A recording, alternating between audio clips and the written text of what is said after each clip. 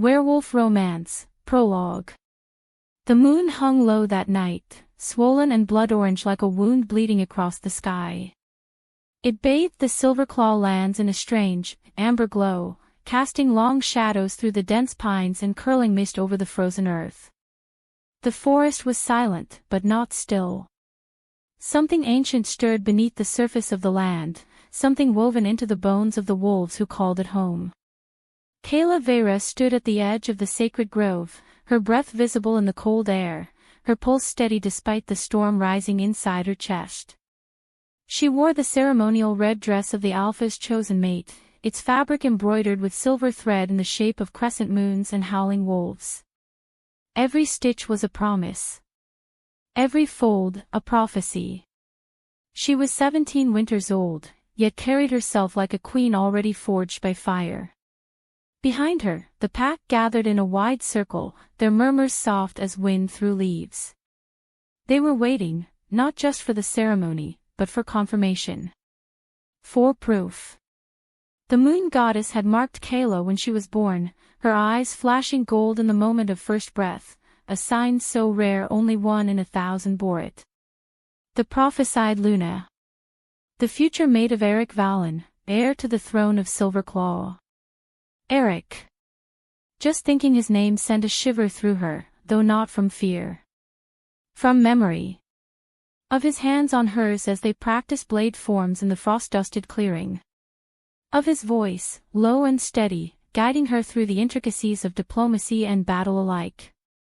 Of the night spent under stars, whispering dreams of a kingdom they would rule together, side by side, not above and below. He was everything a Luna should want. Everything she had once believed she needed. But tonight, as the bonfire crackled and the elders raised their voices in chant, Kayla felt something shift within her. A flicker in her soul. Not doubt. Never doubt. Something deeper. She turned slightly, catching sight of him standing near the firelight, tall and broad-shouldered, his dark hair slicked back, his jaw tight with expectation. He caught her gaze, and for a heartbeat, the world stilled between them. Eric smiled. It was small, almost imperceptible, but it reached his eyes. And in that instant, Kayla knew. They were bound. Not just by prophecy. Not just by the will of the moon goddess. By something older. Something unspoken. Their bond pulsed beneath their skin, a low hum, like the vibration of strings before a song begins. It had always been there, ever since they were children. A tether invisible and unbreakable. When he touched her hand, even briefly, warmth spread up her arm. When he looked at her, really looked, her heart beat faster, not from nerves, but from knowing. She belonged to him. And he to her. Or so she believed. As the chanting grew louder, the elders stepped aside, revealing the altar carved from obsidian stone, its edges sharp and gleaming. Upon it lay 2 silver rings, each etched with runes that shimmered faintly in the firelight. The rite of recognition. Tonight, Eric would speak the words that would formally acknowledge Kayla as his chosen mate. Tonight, the bond would be sealed, and the path to their shared future would begin. Kayla stepped forward, her boots crunching softly against the frost-covered grass. Her heart thundered, not from fear, but anticipation. This was what she had trained for. What she had dreamed of. She knelt before the altar, bowing her head. Eric followed, kneeling opposite her. His presence was like heat rolling off stone, fierce and constant. She could feel him beside her, hear the rhythm of his breath, smell the familiar scent of pine and steel that clung to him. Kayla Vera, he began, his voice strong, unwavering. Daughter of the north wind, marked by the moon goddess, I call you my equal, my strength, my future. His fingers brushed hers, and the bond flared. A surge of warmth bloomed in her chest, golden light flickering behind her eyelids. The magic of their connection surged, raw and electric, threading through her veins like liquid fire. I offer myself to you, he continued, as protector, as partner, as king to your queen. Tears pricked her eyes. She lifted her gaze to meet his. Eric Valen, she whispered, her voice trembling slightly. Son of the storm, heir of Silverclaw, I accept your bond. Your strength is mine, and mine is yours. Together we shall lead. The ring slid onto her finger like fate itself. And then a shadow passed over the moon. A hush fell over the crowd. Kayla gasped as a sudden wave of heat rolled through her body, followed by a sharp pain behind her eyes. The world blurred. The fire dimmed. The voices around her faded into a distant echo. She was no longer kneeling at the altar. She was elsewhere. Everywhere. Darkness swirled around her, thick and suffocating, until it parted like curtains to reveal a vision. Fire. Flames licking at the edges of the Silverclaw Palace, smoke curling into the night sky. Eric, not the boy she loved, but a man twisted by betrayal, standing atop the steps, his face unreadable, his eyes hollow. And then, a wolf. Massive. Black fur glistening like oil under moonlight. Eyes glowing silver, piercing through the haze. It stood between her and the burning ruins, snarling. Waiting. Then came the voice, not spoken aloud, but reverberating through her very soul. You will rise not by blood, but by fire. Kayla jolted back to reality with a gasp. The ring was still on her finger. The fire still burned. But the warmth in her chest was gone. Replaced by ice. Eric frowned, concern flickering in his gaze. Are you all right? She nodded slowly, swallowing hard. Yes. Just a vision. He hesitated, then offered a small smile. The goddess speaks to you. That is a gift. She forced a smile, but it didn't reach her eyes. Because in her heart, she knew. That wasn't a gift. It was a warning. Chapter 1. The celebration was in full swing. Lanterns floated above the Silverclaw grounds like fireflies caught in an eternal dance. Laughter echoed around the bonfire, mingling with the scent of roasted venison and pine smoke. The pack had gathered in a wide circle beneath the crescent moon, their voices rising in song and joy, unaware that what they believed would be a historic announcement would instead become a night etched into memory for all the wrong reasons. Kayla Vera stood at the edge of the circle, breath held, heart pounding in her chest. She wore the ceremonial red dress reserved for the Alpha's chosen mate, its fabric embroidered with silver thread in the shape of crescent moons and howling wolves. Every stitch was a promise. Every fold, a prophecy. 17 winters old, she carried herself like a queen already forged by fire. Behind her, the pack murmured softly, their excitement crackling through the air like static before a storm. They were waiting, not just for the ceremony, but for confirmation. For proof. The moon goddess had marked Kayla at birth, her eyes flashing gold in the moment of first breath, a sign so rare only 1 in 1,000 bore it. The prophesied Luna. The future mate of Eric Valen, heir to the throne of Silverclaw. She turned slightly, catching sight of him standing near the firelight, tall and broad-shouldered, his dark hair slicked back, his jaw tight with expectation. He caught her gaze, and for a heartbeat, the world stilled between them. Eric smiled. It was small, almost imperceptible, but it reached his eyes. And in that instant, Kayla knew. They were bound. Not just by prophecy. Not just by the will of the moon goddess. By something older. Something unspoken. Their bond pulsed beneath their skin, a low hum, like the vibration of strings before a song begins. It had always been there, ever since they were children. A tether invisible and unbreakable. When he touched her hand, even briefly, warmth spread up her arm. When he looked at her, really looked, her heart beat faster, not from nerves, but from knowing. She belonged to him. And he to her. Or so she believed. As the chanting grew louder, the elders stepped aside, revealing the altar carved from obsidian stone, its edges sharp and gleaming. Upon it lay 2 silver rings, each etched with runes that shimmered faintly in the firelight. The rite of recognition. Tonight, Eric would speak the words that would formally acknowledge Kayla as his Luna, his mate, his equal. Tonight, the bond would be sealed, and the path to their shared future would begin. Kayla stepped forward, her boots crunching softly against the frost-covered grass. Her heart thundered, not from fear, but anticipation. This was what she had trained for. What she had dreamed of. She knelt before the altar, bowing her head. Eric followed, kneeling opposite her.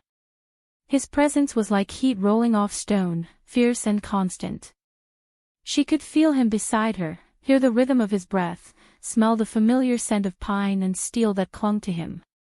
Kayla Vera, he began, his voice strong, unwavering. Daughter of the north wind, marked by the moon goddess, I call you my equal, my strength, my future. His fingers brushed hers, and the bond flared. A surge of warmth bloomed in her chest, golden light flickering behind her eyelids. The magic of their connection surged, raw and electric, threading through her veins like liquid fire. I offer myself to you, he continued, as protector, as partner, as king to your queen. Tears pricked her eyes. She lifted her gaze to meet his. Eric Valen, she whispered, her voice trembling slightly. Son of the storm, heir of Silverclaw, I accept your bond. Your strength is mine, and mine is yours. Together we shall lead. The ring slid onto her finger like fate itself. And then. A shadow passed over the moon. A hush fell over the crowd. Kayla gasped as a sudden wave of heat rolled through her body, followed by a sharp pain behind her eyes. The world blurred. She was no longer kneeling at the altar. She was elsewhere. Everywhere. Darkness swirled around her, thick and suffocating, until it parted like curtains to reveal a vision. Fire. Flames licking at the edges of the Silverclaw Palace, smoke curling into the night sky. Eric, not the boy she loved, but a man twisted by betrayal, standing atop the steps, his face unreadable, his eyes hollow. And then, a wolf. Massive. Black fur glistening like oil under moonlight. Eyes glowing silver, piercing through the haze. It stood between her and the burning ruins, snarling. Waiting. Then came the voice, not spoken aloud, but reverberating through her very soul. You will rise not by blood, but by fire. Kayla jolted back to reality with a gasp. The ring was still on her finger. The fire still burned. But the warmth in her chest was gone. Replaced by ice. Eric frowned, concern flickering in his gaze. Are you all right? She nodded slowly, swallowing hard. Yes. Just a vision. He hesitated, then offered a small smile. The goddess speaks to you. That is a gift. She forced a smile, but it didn't reach her eyes. Because in her heart, she knew. That wasn't a gift. It was a warning. The days passed in a blur of preparation. The ascension ceremony would take place under the full moon, when the veil between worlds was thinnest and the bond between mates strongest. Kayla trained harder than ever, sparring with warriors, studying ancient texts, memorizing every law and custom of the court. She practiced walking with grace, speaking with poise, smiling with purpose. She was ready. More than ready. But something shifted in Eric's demeanor. Subtle, at first. A glance that lingered too long on other noblewomen. A hesitation when he touched her hand. A growing coldness in his tone. She told herself it was stress. That the weight of leadership was pressing down on him. But deep inside, doubt curled like fog around her ribs. Still, she stood at the center of the sacred grove the night of the ceremony, bathed in moonlight, her ceremonial robes flowing like water around her feet. The entire pack gathered in silence. Eric approached, tall and regal, his dark eyes unreadable. The elders stood in a semicircle, watching. The bond pulsed between them, quiet but present. And then Eric raised a hand. Silence fell. "My wolves," he began, voice ringing through the clearing. "Tonight, we gather to honor tradition. To recognize the fated bond between our future alpha and his chosen mate."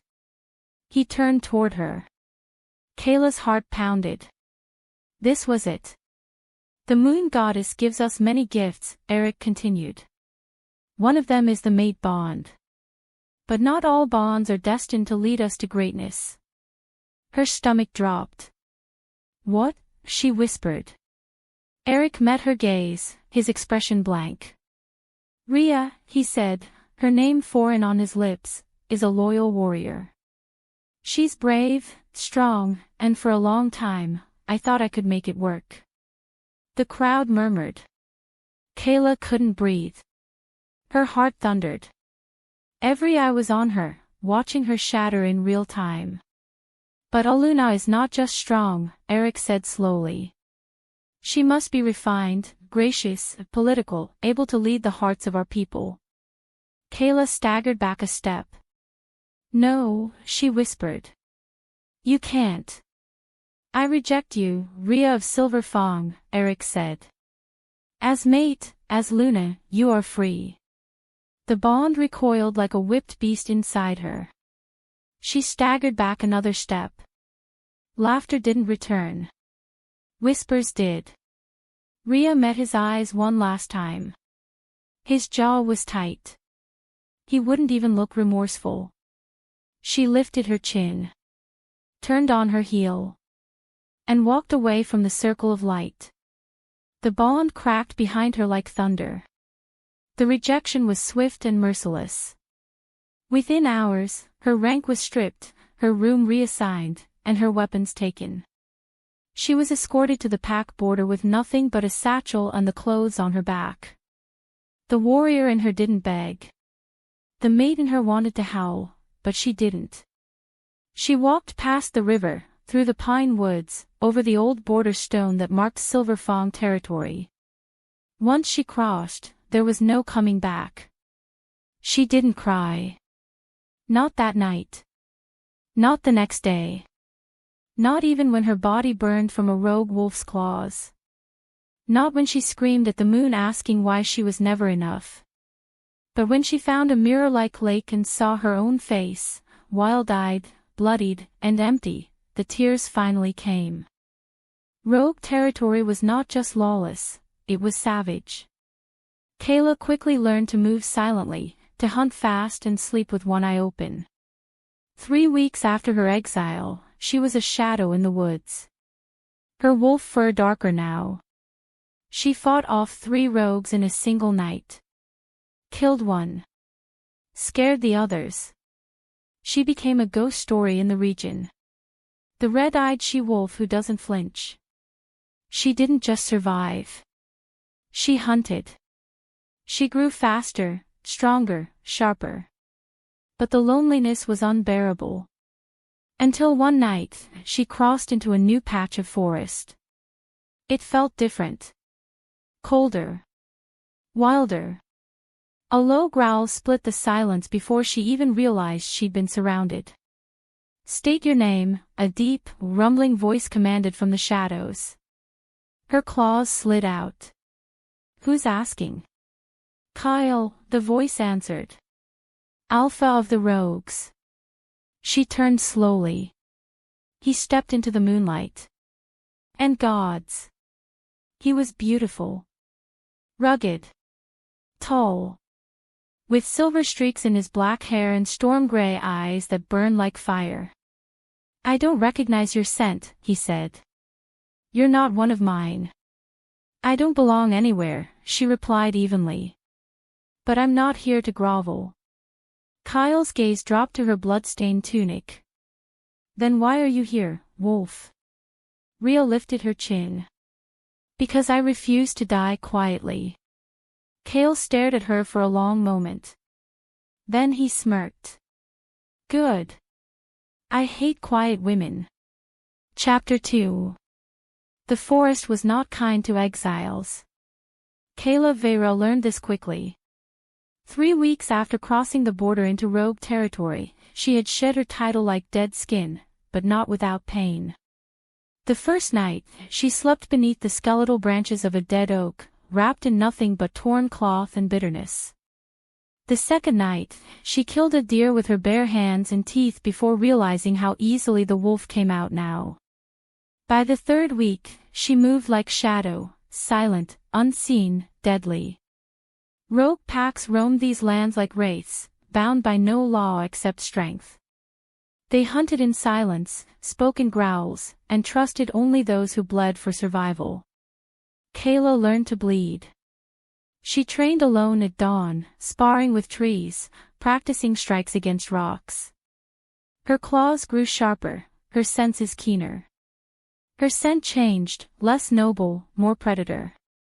She wore the smell of dirt and iron thick on her skin like armor. At night, when sleep refused to come, she relived the moment Eric turned his back on her. She could still hear it. I reject you, Kayla Vera. As mate. As Luna. You are free. Freedom. She spat at the word now. There was no freedom here. Only survival. And hunger. So much hunger. One morning, after days of tracking a lone stag through frostbitten woods, Kayla found herself standing at the edge of something ancient. A ruin. It rose from the earth like a forgotten god's tomb, crumbling stone pillars entwined with ivy, broken archways leading into darkness, and a single altar at the center, blackened as if struck by lightning. She stepped inside cautiously, the air shifting around her like breath held too long. This place remembered her. She remembered it too. Years ago, before she wore red robes or silver chains of duty, she'd wandered this temple with Eric beside her, hand in hand. It had been their secret place, where they whispered dreams of ruling together, of building a kingdom of justice and light. The moon goddess had spoken here once. Not in words, but in fire. A vision burned behind Kayla's eyes, flames licking at the sky, wolves screaming, and a black wolf with silver eyes watching from the shadows. She gasped, breaking the memory like glass. Her breath came fast. Her pulse thudded like war drums. She wasn't alone. A rustle in the trees. Then another. Then a chorus of footsteps surrounding her. 5 rogues emerged from the mist, lean, scarred, eyes glowing hungry gold. Their leader, a broad-shouldered brute with twisted horns carved into his belt, sneered at her. Well, well. Look what crawled into the old bones of the goddess. Kayla didn't flinch. I'm not here to fight. Good, he said, stepping closer. Because we're not here to play. They moved as one. Blades flashed. Claws unsheathed. Teeth bared. Kayla reacted faster than she thought possible. She ducked under the first strike, kicked the second off balance, slashed open the throat of the third with brutal efficiency. But there were too many. One slammed her into the altar, cracking stone beneath her spine. Another gripped her hair, yanking her head back. She snarled. The leader loomed over her, blade pressed to her throat. You should have stayed in Silverclaw, princess. The steel bit down. And then. A blur of motion. A crack of bone.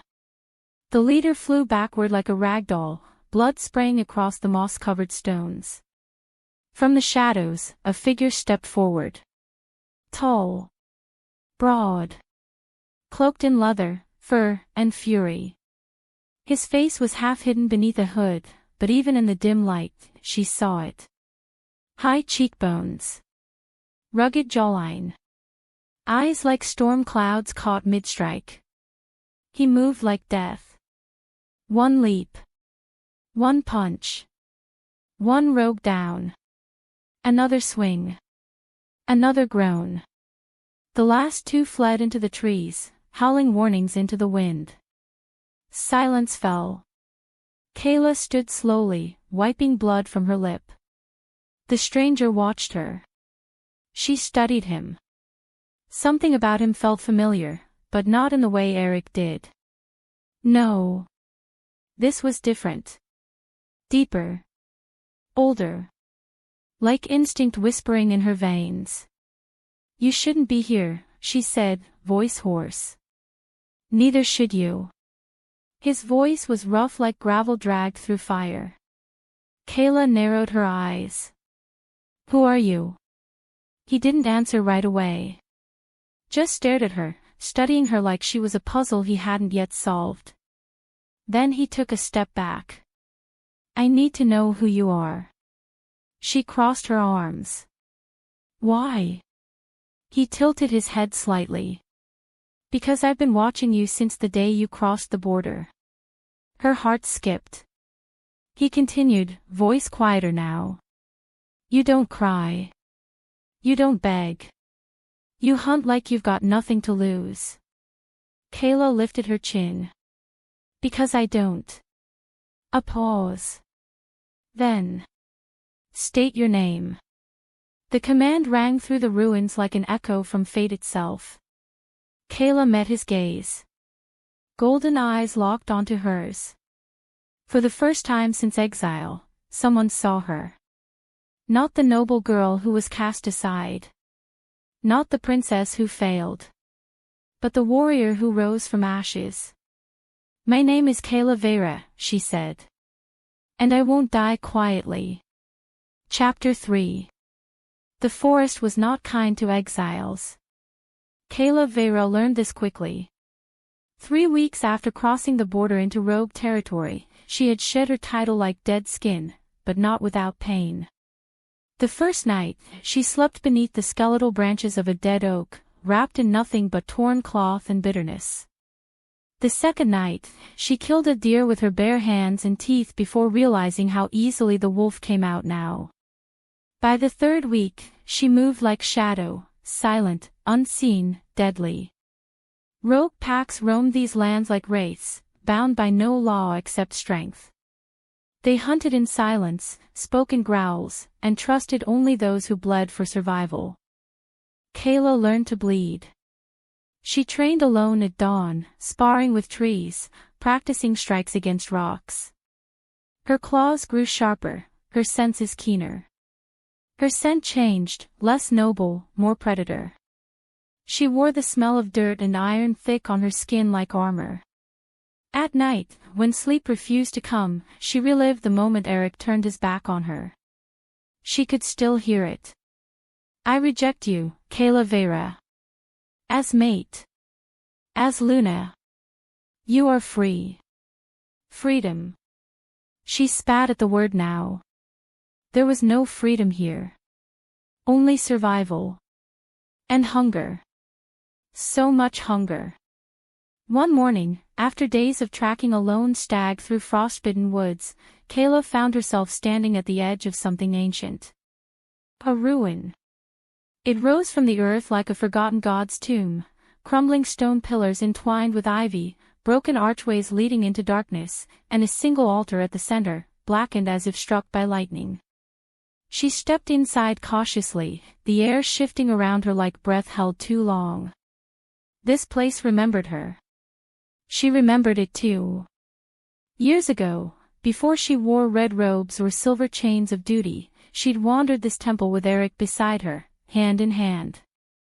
It had been their secret place, where they whispered dreams of ruling together, of building a kingdom of justice and light. The moon goddess had spoken here once. Not in words, but in fire. A vision burned behind Kayla's eyes, flames licking at the sky, wolves screaming, and a black wolf with silver eyes watching from the shadows. She gasped, breaking the memory like glass. Her breath came fast. Her pulse thudded like war drums. She wasn't alone. A rustle in the trees. Then another. Then a chorus of footsteps surrounding her. 5 rogues emerged from the mist, lean, scarred, eyes glowing hungry gold. Their leader, a broad-shouldered brute with twisted horns carved into his belt, sneered at her. Well, well. Look what crawled into the old bones of the goddess. Kayla didn't flinch. I'm not here to fight.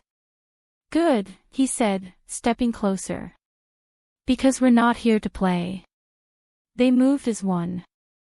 Blades flashed. Claws unsheathed. Teeth bared. Kayla reacted faster than she thought possible. She ducked under the first strike, kicked the second off balance, slashed open the throat of the third with brutal efficiency. But there were too many. One slammed her into the altar, cracking stone beneath her spine. Another gripped her hair, yanking her head back. She snarled. The leader loomed over her, blade pressed to her throat. You should have stayed in Silverclaw, princess. The steel bit down. And then. A blur of motion. A crack of bone. The leader flew backward like a ragdoll, blood spraying across the moss-covered stones. From the shadows, a figure stepped forward. Tall.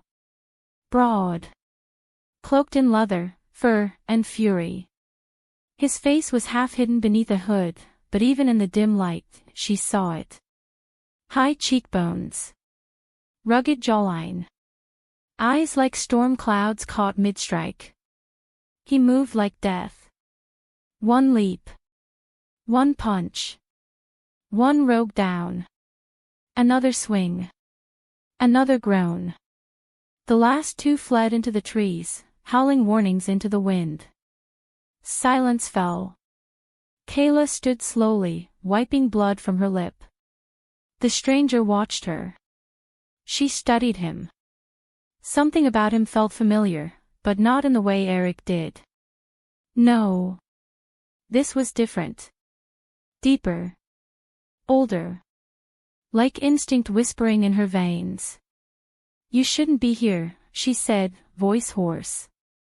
Neither should you. His voice was rough like gravel dragged through fire. Kayla narrowed her eyes. Who are you? He didn't answer right away. Just stared at her, studying her like she was a puzzle he hadn't yet solved. Then he took a step back. I need to know who you are. She crossed her arms. Why? He tilted his head slightly.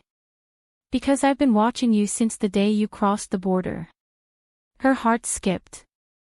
He continued, voice quieter now. You don't cry.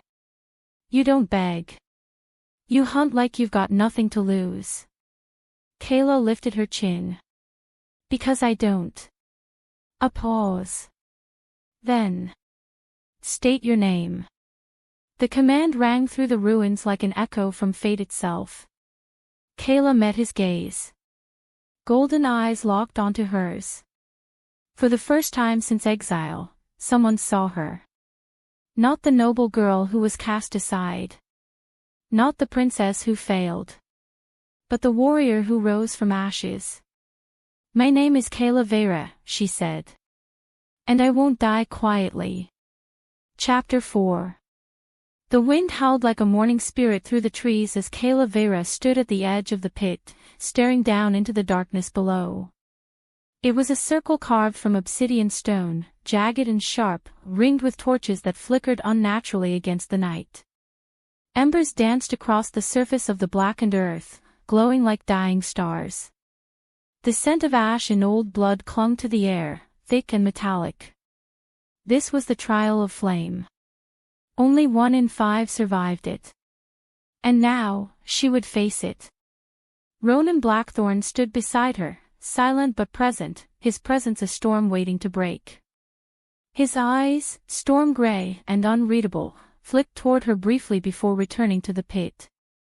You don't have to do this, he said, voice low, edged with something almost like concern. Kayla didn't look at him. Yes, I do. He studied her for a long moment. Then nodded once. This isn't just about proving yourself to me, he murmured. Or even to them. He gestured subtly to the gathered rogues watching from the shadows, their expressions wary, expectant. This is about proving who you are to yourself. Kayla exhaled slowly. I already know who I am, she said. But maybe I need to remember it. Ronan's lips twitched. Then go burn brighter than they ever expected. Without another word, she stepped forward and dropped into the pit. The fall wasn't far, only a few feet, but the impact sent a jolt up her legs, her knees bending instinctively. Dust rose around her, mingling with the heat that pulsed from unseen embers buried beneath the dirt. The world above faded. The trial had begun. Darkness. Thick. Heavy. Suffocating. Then. A whisper. You were never Luna material. Her breath caught. The darkness peeled away like curtains pulled back by invisible hands, revealing a vision so vivid it might as well have been real. She was standing in the Silver Fong clearing again, the same place where Eric had torn her bond from her soul. Lanterns floated in the sky, laughter echoed faintly in the distance. But this time, she was 17 again. Younger. Softer. More hopeful. And Eric was there. Tall. Broad-shouldered. Cold-eyed. He looked exactly as he had the night he rejected her. Rhea, he said, voice smooth as steel. Daughter of the North Wind. Marked by the moon goddess.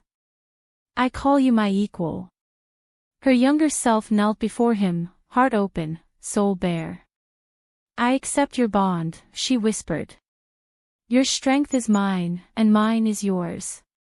Together we shall lead. The crowd murmured approval. Then. Eric's expression changed. His smile vanished. He took a step back. I reject you, Rhea of Silver Fong, he said, voice cutting through the silence like glass. As mate, as Luna, you are free. Gasps rippled through the crowd. Kayla watched herself crumble, not physically, not outwardly, but inside, where no one could see. Her younger self staggered back, heartbreaking in slow motion. The vision blurred. Then reformed. Now, she was alone in the woods. Rain fell in sheets. She was curled beneath the roots of an ancient tree, shivering, soaked, bleeding from a wound on her arm. Her wolf paced inside her, wounded, confused, betrayed. Her own reflection stared back at her from a puddle. Weak. Broken. Unwanted. I should have died, the younger version of herself whispered, voice hollow. We're not strong. We're just angry. Kayla clenched her fists. No, she growled under her breath. That's not true.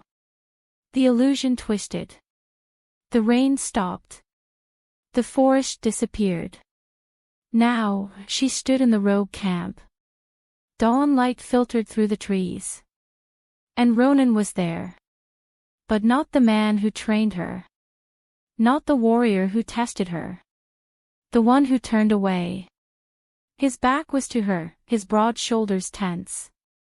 He didn't turn when she spoke his name. Ronan. Silence. Then, finally, he answered. You don't belong here either. Kayla's chest tightened. You're wrong, she said, stepping closer. He didn't move. I'm not, he replied. You're just a cast-off mate no one wanted. Pain lanced through her. But this time, she didn't flinch. Instead, she stepped forward. Wrapped her arms around the image of Ronan. Felt the warmth of his body even though it wasn't real. Even though none of it was real. I choose myself, she whispered into his shoulder. Even if no one ever chooses me again. I choose myself. The illusion shattered into fire.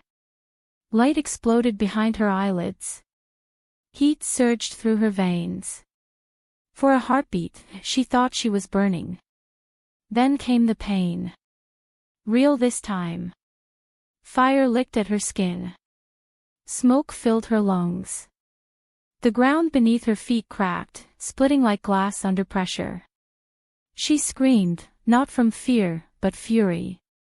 She fought through the flames, clawing her way upward, pushing past the illusions, past the pain, past the weight of every doubt that had ever tried to drown her.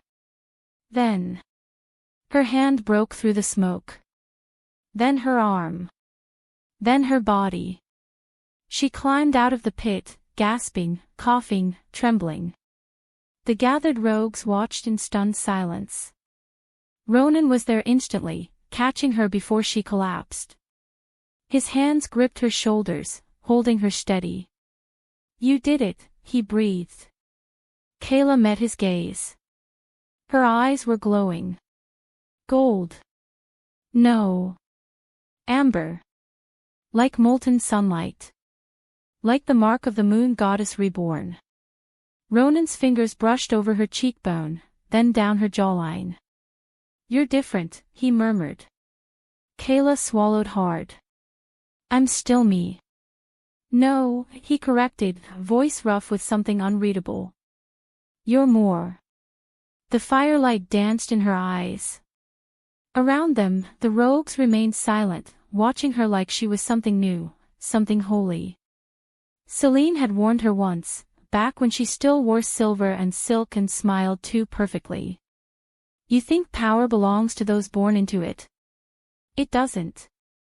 It belongs to those who take it." Well, Kayla had taken hers. Piece by piece. Burn by burn. She turned to Ronan, her voice quiet but unshaken. "I passed the trial." Ronan's mouth curved slightly. "You didn't just pass it." He lifted a hand, brushing a lock of sweat-damp hair from her forehead. "You burned through it." Behind them, the elders of the rogues stepped forward, silent, reverent. One of them, an older woman named Mara, dipped her head in acknowledgement. "The goddess has marked her again," she said softly. "She walks the path of fire." Kayla blinked. Then Mara raised her voice for all to hear. "She is not just a warrior now." There was a pause. Then the words rang out like thunder. "She is a force of nature." The days after the trial were different. Kayla felt it in the way the rogues looked at her, no longer with skepticism or curiosity, but with something else. Respect. Fear. Reverence. They moved aside when she walked through the camp. Some bowed their heads. Others followed her silently, watching, waiting. Ronan didn't speak much about what happened in the pit. But sometimes, when they were alone, she'd catch him watching her, like he was trying to understand something he couldn't explain. "You're different," he said one night as they sat by the fire, wrapped in each other's warmth. She frowned. "You keep saying that." "Because it's true." She leaned into him. "What does it mean?" Ronan was quiet for a long moment. Then he said, "The moon goddess doesn't mark twice. Not unless someone is meant for more than fate originally saw." Kayla tilted her head. "Are you saying I was meant for something bigger?" Ronan smirked. "I'm saying you're becoming something they never expected." She didn't ask what that meant. Not yet. Because deep down, she already knew. She had risen from the ashes of betrayal. She had walked through fire and come out burning hotter than before. She was no longer just a warrior. She was something else. Something stronger.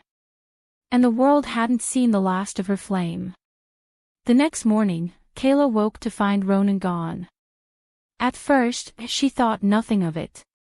He often disappeared at dawn, taking early patrols or speaking with his most trusted warriors. But when she stepped outside, the camp was eerily silent. Too silent. Normally, the rogues were already training, sparring, sharpening weapons. But today, they stood in a semicircle, faces drawn tight with tension. At the center of it all stood Ronan. And beside him, a stranger. Tall. Lean. Eyes like ice. A man cloaked in dark leather, the scent of ash clinging to his skin. Not just any man. A rogue mage. And he held something in his hands. A vial. Black liquid swirled within, pulsing like something alive. Kayla's stomach twisted. She knew that magic. She had seen it before. In Selene. In the ritual that nearly destroyed her. The mage turned as she approached, his gaze locking onto hers like a hunter finding its prey. "Ah," he said, voice like gravel dragged through poison. "The phoenix rises." Kayla narrowed her eyes. "What are you doing here?" The mage smiled. "I bring a message." Ronan tensed. From behind him, Mara stepped forward, her voice low and warning. "Speak, and be done with it." The mage chuckled. "Very well." He uncorked the vial. The air shifted. The temperature dropped. Kayla's skin prickled. The mage raised the bottle, letting the liquid shimmer in the morning light. "Selene sends her regards," he said smoothly. "And a gift." Before anyone could react, he threw the vial to the ground. It shattered. Smoke erupted. Darkness poured from the broken glass like ink spilled across parchment. The rogue shouted. Ronan lunged. Kayla barely had time to shift before the smoke reached her. It wrapped around her limbs like tendrils of shadow, cold and suffocating. Her vision blurred. Her mind screamed. Then. She was somewhere else. Somewhere familiar. Another vision. But this one wasn't hers. It was Selene's. And it was a warning. The scene unfolded like a nightmare. Kayla stood in the halls of the Silver Fang Palace, hidden in the shadows, watching. Selene stood before a mirror, dressed in crimson silk, her blonde hair cascading down her back like a waterfall of moonlight. She was speaking to someone. A figure cloaked in darkness. "I want her broken," Selene hissed. The figure inclined his head. "As you wish." Selene turned sharply, her blue eyes gleaming with malice. "I won't let her steal everything from me." The figure stepped forward, close enough that Kayla could feel the energy rolling off him. Dark magic. Old. Forbidden. Then make sure she doesn't survive the next test. Selene smiled. "I intend to." The vision shattered. Kayla gasped, snapping back into her body with a violent jolt. The smoke was gone. The rogue mage was dead, his throat torn open by Ronan's claws. The others stood frozen, watching her. Kayla stumbled forward, breathing hard. Ronan caught her. "What did you see?" he demanded. Kayla looked up at him, her amber eyes blazing. "Selene isn't done." Ronan's jaw tightened. "What did she say?" Kayla swallowed hard. "She's coming." Chapter 5. The night after the trial of Flame was unlike any Kayla Vera had ever known. It wasn't the cold that made her shiver as she walked through the rogue den beneath the moonlit trees. It wasn't fear, nor exhaustion, nor even the lingering ache of the fire that had burned through her soul. It was something deeper. Something older than memory. The bond.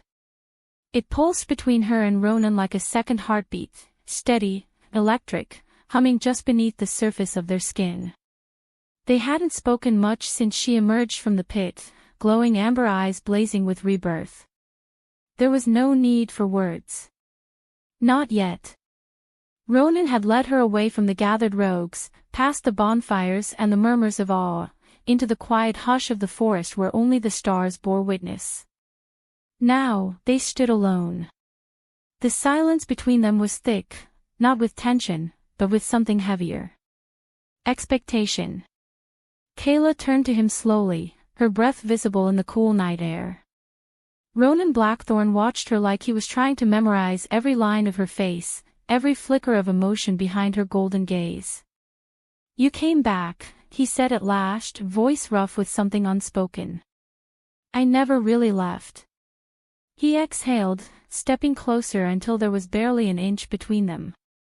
"You're not the same woman who crossed my border." "No," she whispered. "I'm not." His fingers brushed over the mark on her neck, faint now, but still present. The old bond. The one broken by betrayal. His jaw tightened.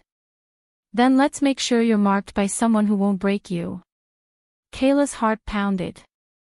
She lifted her chin, meeting his storm-gray eyes without flinching. Ronan didn't wait for permission. He kissed her. Hard. Fierce. Like a man claiming what was his.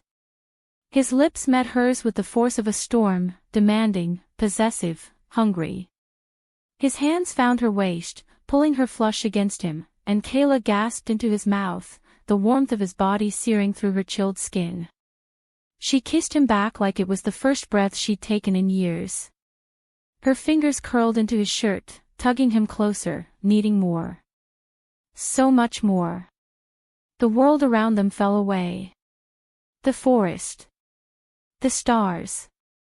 The weight of exile, rejection, pain, all of it faded beneath the raw truth that pulsed between them. They were meant for this. Meant for each other.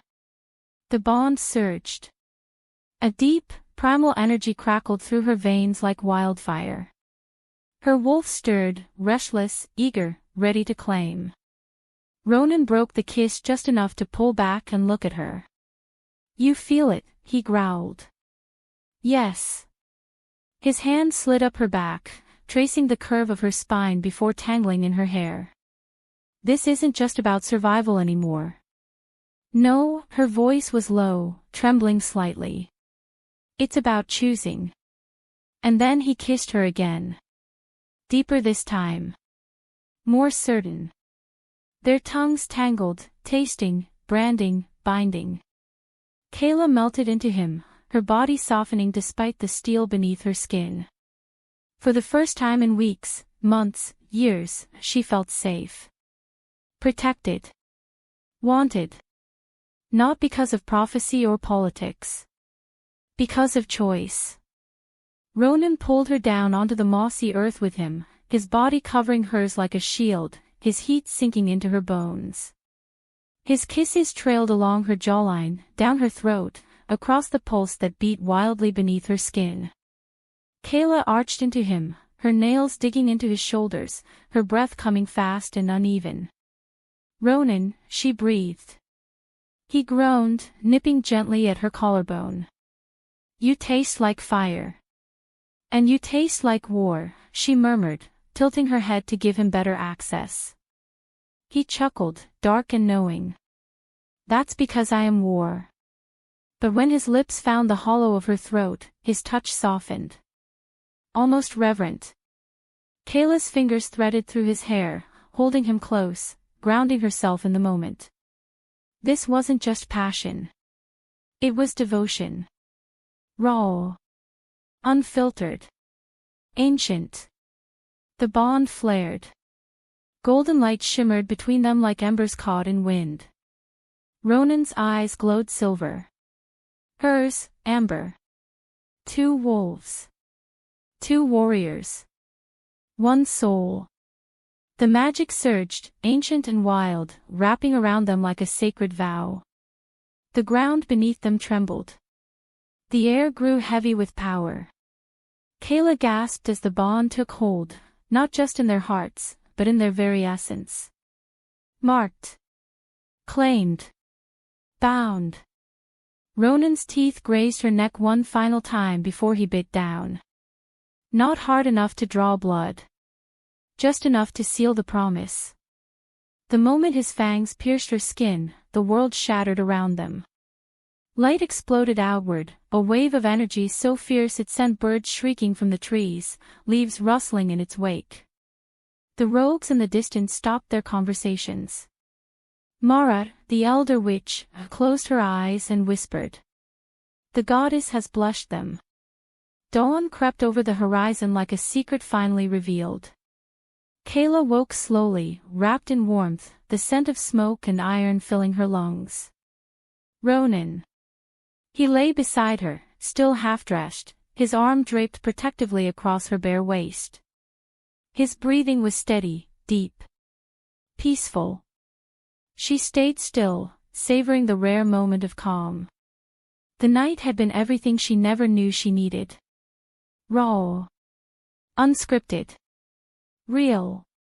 No ceremony. No court. No expectations.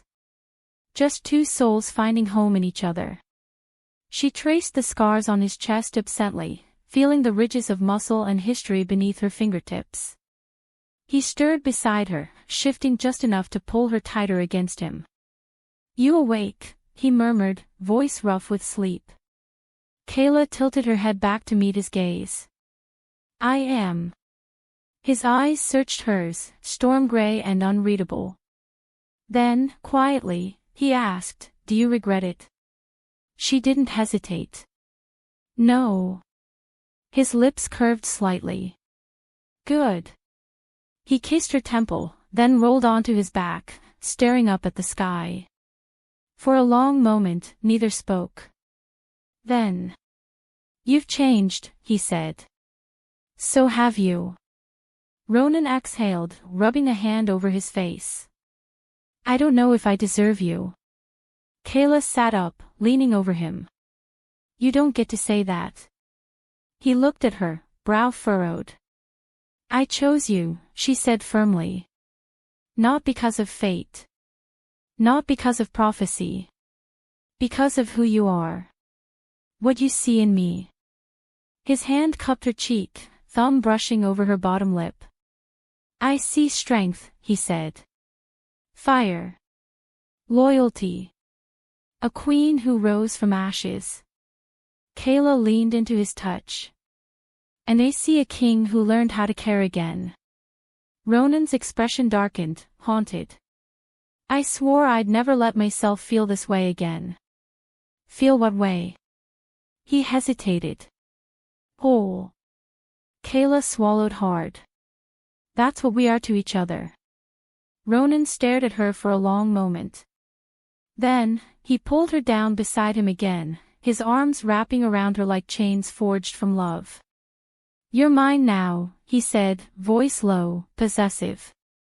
And you're mine. He buried his nose in her hair, inhaling deeply. Say it again. She smiled. You're mine. Ronan's grip tightened. Always. The next few days passed in a blur of intimacy and training. Ronan trained her harder than ever, pushing her limits, testing her instincts. But now, there was a new edge to their sparring. Playfulness. Trust. Affection. When she disarmed him in front of the pack, he didn't scowl. He laughed. And when she pinned him in the clearing, her knees straddling his hips, her blade pressed to his throat, the entire camp went silent. Then Ronan grinned. You've got heart, Kayla Vera. She smirked. I've always had heart. He flipped her easily, pinning her wrists above her head, his lips brushing her ear. But now you've got mine too.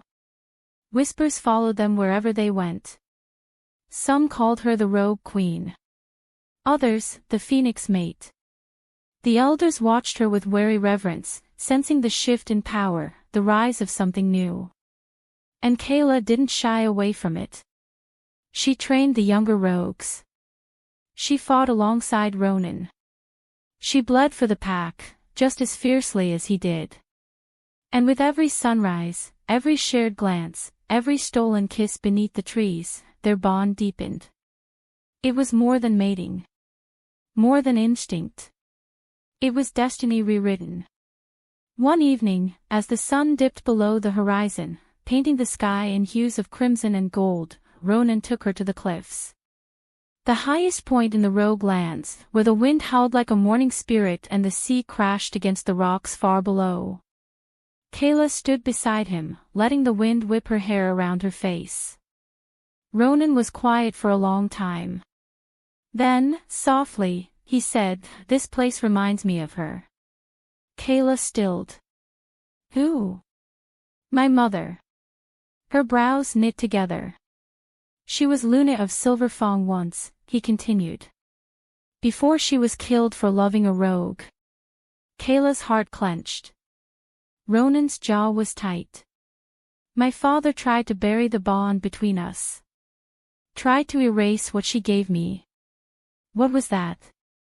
"A heart that beats for more than duty." Kayla reached for his hand. "She must have loved you fiercely." Ronan's gaze dropped to their joined hands. "She did." Kayla stepped closer, pressing her forehead to his. "Then I'll honor her by making sure you never feel that kind of loss again." Ronan exhaled, slow and deep. Then he kissed her. Gentle this time. Tender. A vow sealed in the dying light. That night, the bond fully awakened. It surged through Kayla like lightning, waking her with a gasp. She sat up quickly, panting, heart racing. Ronan was already awake, sitting beside her, watching. "You feel it," he said. She nodded, overwhelmed. "It's different now." He reached for her, pulling her into his lap. "It's stronger." Kayla rested her head against his shoulder, listening to the rhythm of his heart. "I used to think love was something that could be taken," she whispered. Ronan's arms tightened around her. "It can," he said. "By death. By betrayal. By fear. But not by choice," Kayla finished. "No," he agreed. "Not by choice." They sat in silence for a while, the bond thrumming between them like a second heartbeat. Then Kayla spoke again. "I want to go back." Ronan tensed. "To Silverfong." She nodded. Ronan didn't ask why. He already knew. To show them. To prove she was more than what they cast aside. To stand tall in the ruins of her past and remind them all what she had become. Ronan kissed the top of her head. "Then we go together." Kayla lifted her gaze to his. "Together." The words settled in her chest like a promise. And for the first time in her life, Kayla Vera wasn't afraid of what waited beyond the border. Because this time, she wouldn't be going back alone. She would return as mate to the Rogue King. As the warrior who had risen from fire. As the woman who had chosen herself, and claimed a love that burned brighter than betrayal. The journey back to Silverfong was not swift. They traveled in silence most nights, speaking only when necessary. The rogues followed. Loyal. Watchful. Kayla rode beside Ronan, her armor forged from blackened steel, her twin blades strapped to her thighs. She wore the scent of her mate like armor. Protection. Possession. Promise. As they neared the outer borders of Silverfong territory, the air grew colder. Thicker. Old wounds reopened in the marrow of her bones. Ronan sensed it. He reached for her hand. "You don't have to do this." She squeezed his fingers. "I do." He studied her for a long moment. Then he nodded. They crossed the border under the cover of twilight. The land remembered her. Every tree, every stone. It whispered her name like a ghost. Kayla didn't flinch. She walked forward, Ronan at her side. And when the Silverfong scouts spotted them, when the call rang out across the woods. Intruders. Kayla didn't run.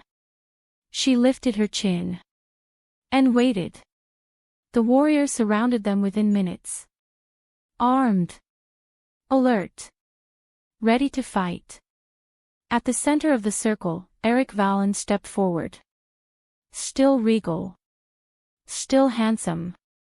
Still the boy she once dreamed of ruling beside. But now, he was nothing more than a shadow of her past. He froze when he saw her. His eyes widened. Shock. Confusion. Regret. All flashing across his face in rapid succession. "Kayla," he whispered. She met his gaze without flinching. "Prince Eric." The crowd murmured. She was back. And she wasn't alone. Ronan's presence was undeniable.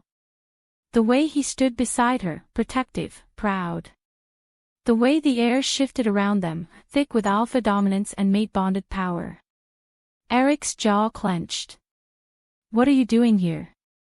Kayla's voice was steady. "I came to train your young warriors." Eric's eyes narrowed. "You're not part of this pack." "I'm not here for you," she said simply. His lips parted. She turned slightly, lifting her chin.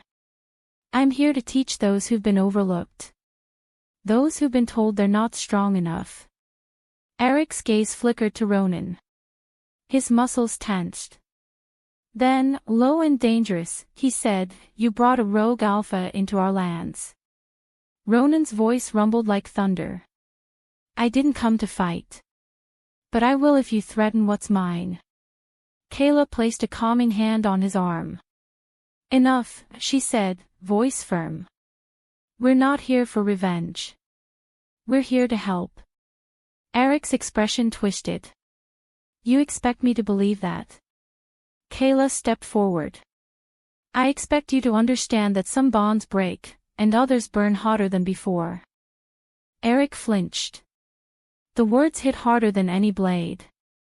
Kayla didn't give him time to recover. She turned sharply, striding toward the training grounds. Ronan followed, never more than a breath behind her. The warriors watched. Some with curiosity. Some with fear. But none with doubt. Because they saw it. What Eric refused to admit. She was no longer the girl who knelt before him. She was a queen. And she had returned with a king. That night, Kayla stood alone at the edge of the training field, watching the flames dance in the torchlight. Ronan approached silently, slipping his arms around her waist. "You handled yourself well today." Kayla leaned back into him. "I had to. You don't owe them anything." "I know." He turned her in his arms, studying her face. "You're different now." She smiled faintly. "I told you I was becoming something else." "You did." His thumb brushed over her cheekbone. "And I'm starting to fall for the woman you've become." Kayla's breath caught. "You already have." His lips twitched. "Maybe I just like saying it." She laughed softly. Then she leaned into him, resting her head against his chest. "I don't want to fight him." "I know. But if he tries to hurt you." Ronan's arms tightened. "He won't." She tilted her head up. "How can you be so sure?" His gray eyes gleamed. "Because I'll kill him before he gets the chance." Kayla didn't flinch. She understood. Ronan was not just her mate. He was her guardian. Her equal. Her fire. Her war. And she was his. Forever. Chapter 6. The wind carried the scent of pine and iron as Kayla Vera stepped across the border into Silverclaw lands. It was not the same place she had left behind, no, that version of Silverclaw had died the night Eric Valen cast her out beneath the crescent moon. Now, it smelled different. Older. Colder. And yet, familiar. Kayla didn't flinch as the boundary stone came into view, a jagged rock etched with runes, marking the edge of the noble pack's territory. Ronan stood beside her, silent but present, his presence like a storm waiting to break. He hadn't stopped her when she said she wanted to return. Not even when she told him what she intended to do. "I'm not here for revenge," she'd whispered one night under the stars, tracing the mark on his chest where their bond now burned hotter than ever. "Then what are you here for?" he asked, voice low, edged with something unreadable. "To show them who I am now." Ronan studied her for a long moment before nodding. "If anyone tries to touch you," he growled, "I'll tear them apart." Kayla smiled faintly. "You don't have to fight my battles anymore." "No," he murmured, brushing a lock of hair from her face. "But I want to." Now, standing at the threshold of her past, Kayla felt the weight of every step she took. Her armor was forged in rogue steel, blackened and sharp-edged, marked with clawed sigils. Her twin daggers rested at her thighs, their hilts warm beneath her fingers. She no longer wore red robes or silver chains of duty. She wore power. And she walked forward like a queen returning to claim what was hers. The first sign that someone knew she was back came quickly. A scout spotted them near the outer territories and vanished into the trees like smoke, likely racing ahead to warn the palace. Good. Let them know she was coming. Let Eric feel the tremor in the air the moment they crossed into the heart of the Packlands. They rode through the forest in silence, their wolves padding silently over moss-covered ground. The deeper they went, the more memories clawed at her mind. Training fields. Council halls.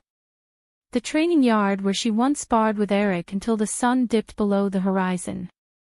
She remembered the way he used to look at her then. Proud. Possessive. Loving. Now. She wasn't sure what would be in his eyes. Shock. Regret. Resentment. All she knew was that she wouldn't flinch. Not this time. Not anymore. As they neared the central grounds, the village opened up around them, stone homes polished by generations of tradition, bonfires burning low in the evening light, children playing near the riverbanks. Everything seemed untouched. But Kayla knew better. Change had come.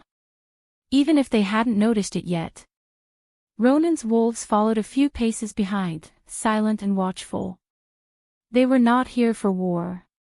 Not yet. But they were ready. Just in case. Kayla lifted her chin as they entered the training grounds, where young warriors practiced their forms under the supervision of older mentors. At first, no one noticed her. Then. A pause. A gasp. Whispers spread faster than wildfire. She's back. That's the rogue queen. She walks like she owns the land. Kayla ignored them all. Instead, she turned toward the practice field. A group of younger wolves trained under an elder named Thorn, his bark gruff and unforgiving.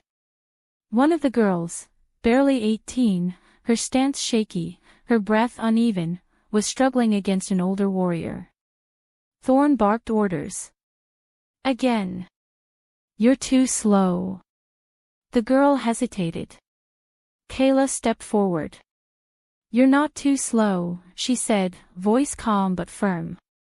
You're holding tension in your shoulders. Drop your weight lower. Keep your balance centered. The girl blinked. Kayla knelt beside her, adjusting her stance with gentle hands. Now strike. The girl launched forward, surprising her opponent with a clean sweep. The older wolf stumbled back, startled. The crowd murmured again. Kayla rose slowly, turning to face the gathered warriors. My name is Kayla Vera, she announced. Daughter of the North Wind. Marked by the moon goddess. And I've returned not to reclaim what was taken from me. She let the words hang. But to teach those who were overlooked. Silence fell. Then a voice rang out. She can't just walk in here and start commanding our warriors. Kayla turned slowly. Thorn. His face was lined with years of service, but his eyes were filled with distrust. "I don't need your permission," she said evenly. "Only your open mind." A new voice cut through the tension. "She's right." Everyone turned. Ronan stepped forward, arms folded, his storm-gray eyes locked onto Thorn's. "She earned her strength the hard way. If you think she's not qualified to train your young ones, you must think less of your own." Thorn stiffened. Ronan tilted his head slightly. "Unless you're afraid of what she'll reveal about your methods." A beat passed. Then Thorn exhaled sharply. "Fine," he muttered. "Show us what you've got." Kayla nodded once. She moved like lightning. Demonstrated footwork. Showed how to use speed over brute force. How to anticipate an attack before it happened. By the end of the lesson, the younger warriors watched her like she was a legend walking among them. Some even approached afterward, asking questions, seeking advice. Ronan leaned against a tree nearby, arms folded, lips twitching with pride. "You're terrifying when you're smug," he murmured when she joined him later. Kayla smirked. "I wasn't smug. I was showing them what it means to rise." Ronan brushed her hair back. "You always did burn brighter than everyone else." She leaned into his touch. "That's because I had to." The crowd murmured again. Kayla rose slowly, turning to face the gathered warriors. "My name is Kayla Vera," she announced. "Daughter of the North Wind. Marked by the Moon Goddess. And I've returned not to reclaim what was taken from me." She let the words hang. "But to teach those who were overlooked." Silence fell. Then a voice rang out. "She can't just walk in here and start commanding our warriors." Kayla turned slowly. Thorn. His face was lined with years of service, but his eyes were filled with distrust. "I don't need your permission," she said evenly. "Only your open mind." A new voice cut through the tension. "She's right." Everyone turned. Ronan stepped forward, arms folded, his storm-gray eyes locked onto Thorn's. "She earned her strength the hard way. If you think she's not qualified to train your young ones, you must think less of your own." Thorn stiffened. Ronan tilted his head slightly. "Unless you're afraid of what she'll reveal about your methods." A beat passed. Then Thorn exhaled sharply. "Fine," he muttered. "Show us what you've got." Kayla nodded once. She moved like lightning. Demonstrated footwork. Showed how to use speed over brute force. How to anticipate an attack before it happened. By the end of the lesson, the younger warriors watched her like she was a legend walking among them. Some even approached afterward, asking questions, seeking advice. Ronan leaned against a tree nearby, arms folded, lips twitching with pride. "You're terrifying when you're smug," he murmured when she joined him later. Kayla smirked. "I wasn't smug. I was showing them what it means to rise." Ronan brushed her hair back. "You always did burn brighter than everyone else." She leaned into his touch. "That's because I had to." Dinner was quiet that night. Kayla sat in the guest chambers assigned to visiting alphas, once meant for dignitaries and diplomats, now given begrudgingly to Ronan and his entourage. She barely touched her food. Ronan noticed. "You're tense," he observed, setting down his cup. "I'm fine." He raised a brow. She sighed. "It's not about the training. It's about him." Ronan's jaw tightened. "He'll come eventually." "How do you know?" "Because he still watches for you." Kayla swallowed hard. She didn't answer. Because he was right.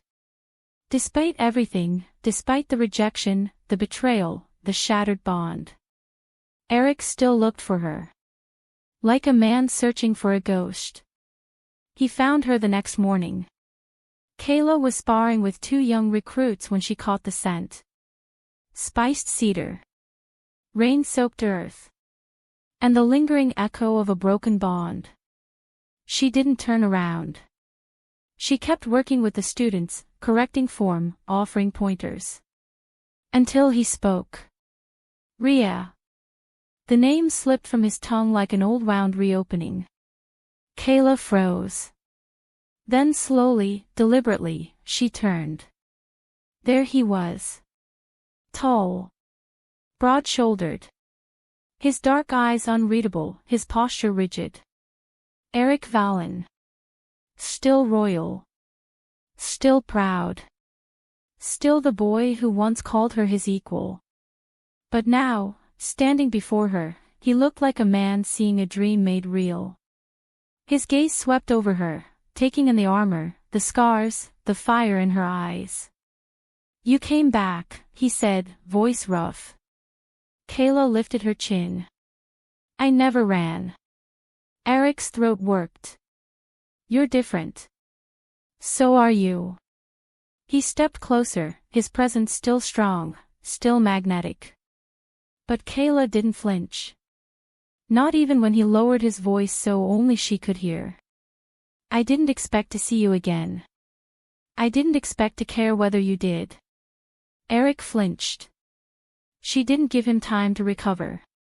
Instead, she gestured to the students watching them. I'm here to train them. To show them that strength isn't born from bloodlines. It's earned through struggle. Eric's jaw clenched. And Ronan. He just lets you do this. Kayla's lips curved slightly. He knows I don't need permission. Eric's eyes flicked past her shoulder. Ronan stood a few feet away, arms folded, expression unreadable. Their gazes locked. Two kings. One past. One present. Tension crackled between them like a thunderstorm waiting to break.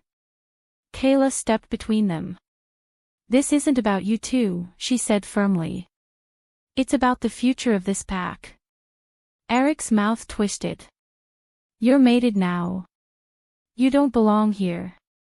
Kayla met his gaze without hesitation. I belong wherever I choose. Eric's hand clenched at his side. Kayla saw it, the war inside him. Guilt. Regret. Resentment. But also something else.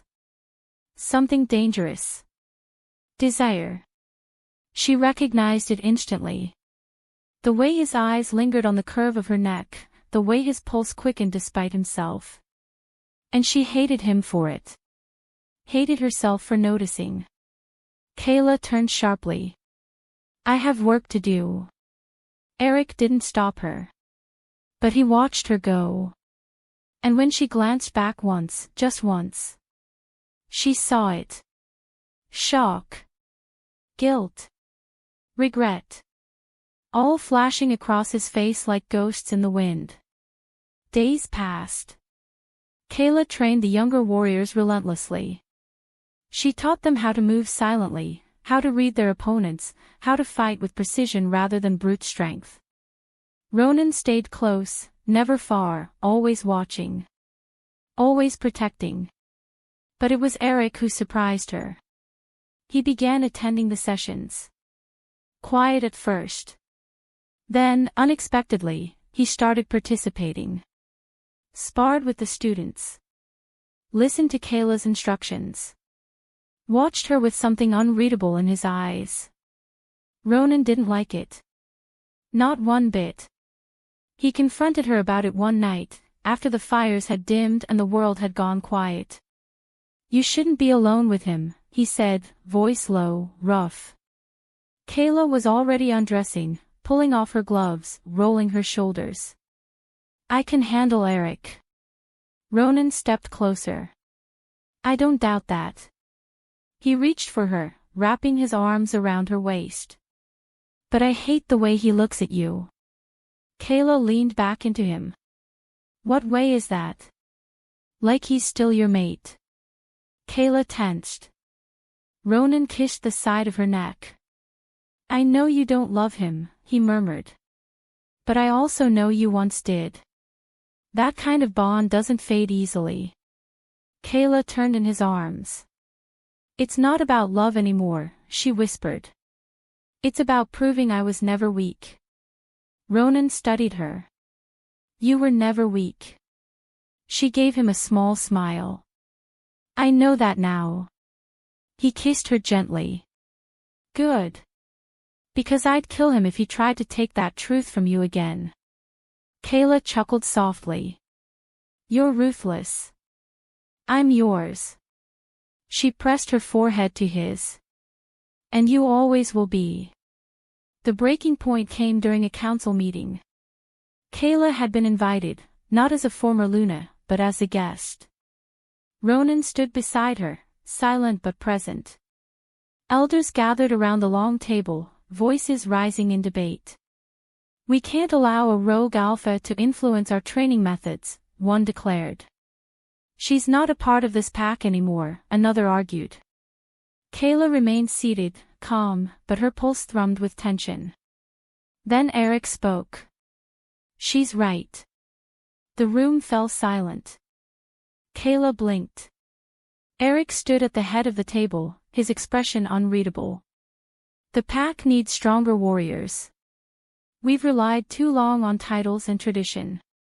Kayla's methods aren't just effective, they're necessary. Murmurs rippled through the chamber. Ronan's lips twitched. Kayla met Eric's gaze. For the first time in years, there was no hatred in his eyes. No coldness. Only regret. Only longing. And something else. Understanding. She stood slowly. I didn't come here to take anything from you, Eric. His jaw flexed. I know. But I won't let you bury what I've built either. Eric's gaze dropped to the floor. Then back up. I won't stop you. Kayla studied him. Then, quietly, she said, thank you. It was the closest thing to an apology she'd ever get. And maybe, it was enough. The days blurred together. Kayla continued training the young warriors. Ronan patrolled the borders, ensuring no threats lurked in the shadows. Eric kept his distance, for the most part. But sometimes, when the world grew quiet, Kayla caught him watching her. Not with desire. Not with ownership. With sorrow. One evening, as the sky bled into twilight, Kayla wandered the old paths near the temple ruins where she once dreamed of ruling beside Eric. She traced her fingers along the worn stone, remembering the visions, the whispers, the prophecy.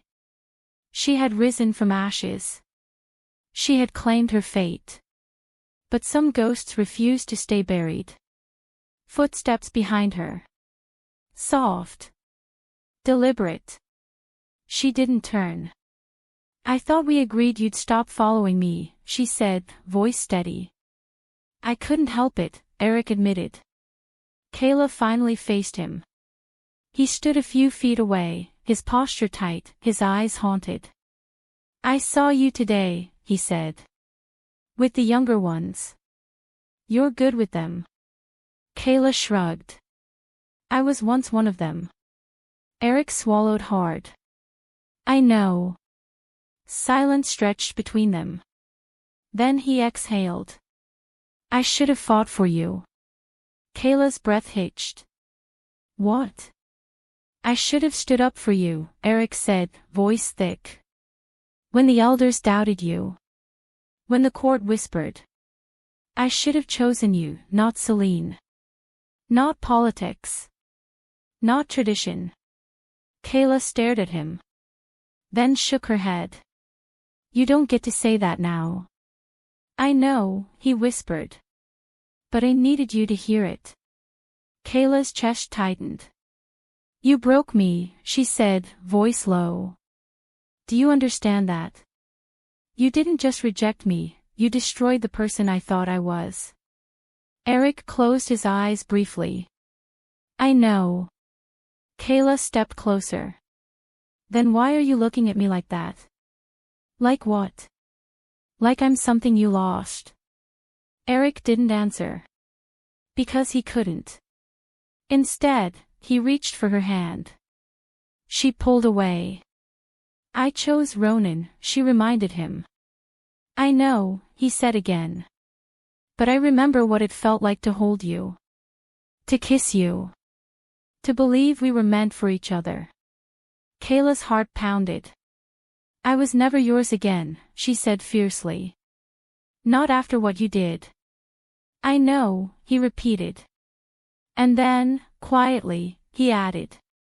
But I miss you anyway. Kayla flinched. Before she could speak, he turned and walked away, leaving her standing in the ruins of the life they once imagined. Later that night, Kayla returned to the guest chambers. Ronan was already there, shirtless, leaning against the wall, waiting. She didn't speak at first. Just walked straight into his arms. Ronan wrapped around her instantly, pulling her close, inhaling deeply. You smell like grief. Kayla buried her face in his chest. He apologized. Ronan didn't ask who. He just held her tighter. And you believed him? Kayla exhaled shakily. I don't know.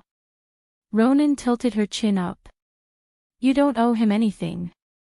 I know, she whispered. But I owed myself the truth. Ronan studied her for a long moment. Then he kissed her. Slow. Deep. Possessive. You're mine, he growled against her lips. And I'm yours. He backed her toward the bed. No more ghosts, he commanded. Tonight, you're only mine. Kayla let him take her. Let him remind her who she belonged to. Let him erase the last traces of Eric Valen from her skin. The next day, Kayla returned to the training grounds. She was halfway through demonstrating a disarming technique when a shout rang out. Rogue scouts have been spotted on the eastern border. Kayla's spine straightened. Ronan was already moving. Kayla followed, heart pounding. They arrived at the edge of the woods, where the border patrol waited. A lone figure stood at the edge of the trees. Clad in dark leather. Hair like spun ice. Celine. Kayla's blood ran cold. The woman who had nearly destroyed them both. Now standing at the edge of Silverclaw, smiling like a predator tasting fear. Well, Celine purred. Look who's back. Kayla stepped forward. What do you want? Celine tilted her head. I came to offer a gift. Kayla narrowed her eyes. What kind of gift? Celine smiled. A warning. She took a step closer. Your past is catching up to you, Kayla. And some bonds can't be broken.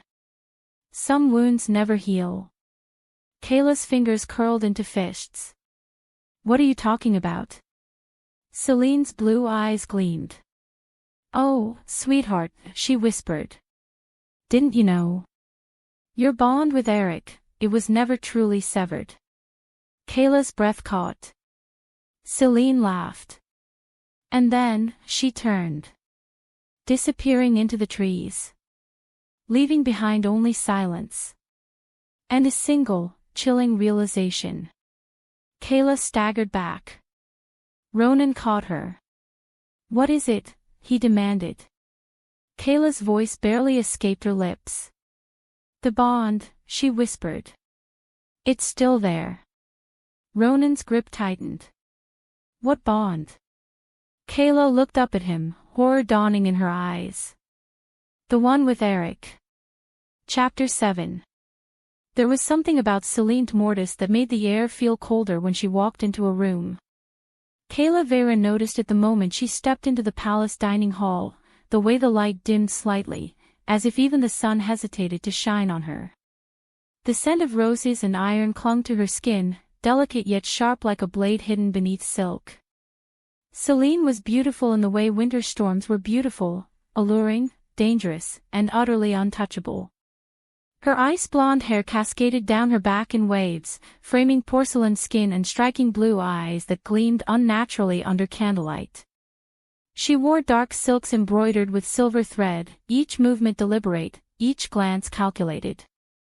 And she never took her eyes off Kayla. Not once. Even as Eric Valen stood beside her, tall and regal, his jaw tight with unspoken tension, Celine's attention remained fixed on Kayla like a predator watching its prey. Kayla didn't flinch. She held the gaze. Eric finally broke the silence.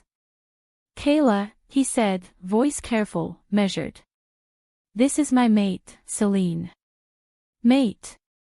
The word landed like a stone in Kayla's stomach. She forced a smile, slow and unreadable. "I gathered."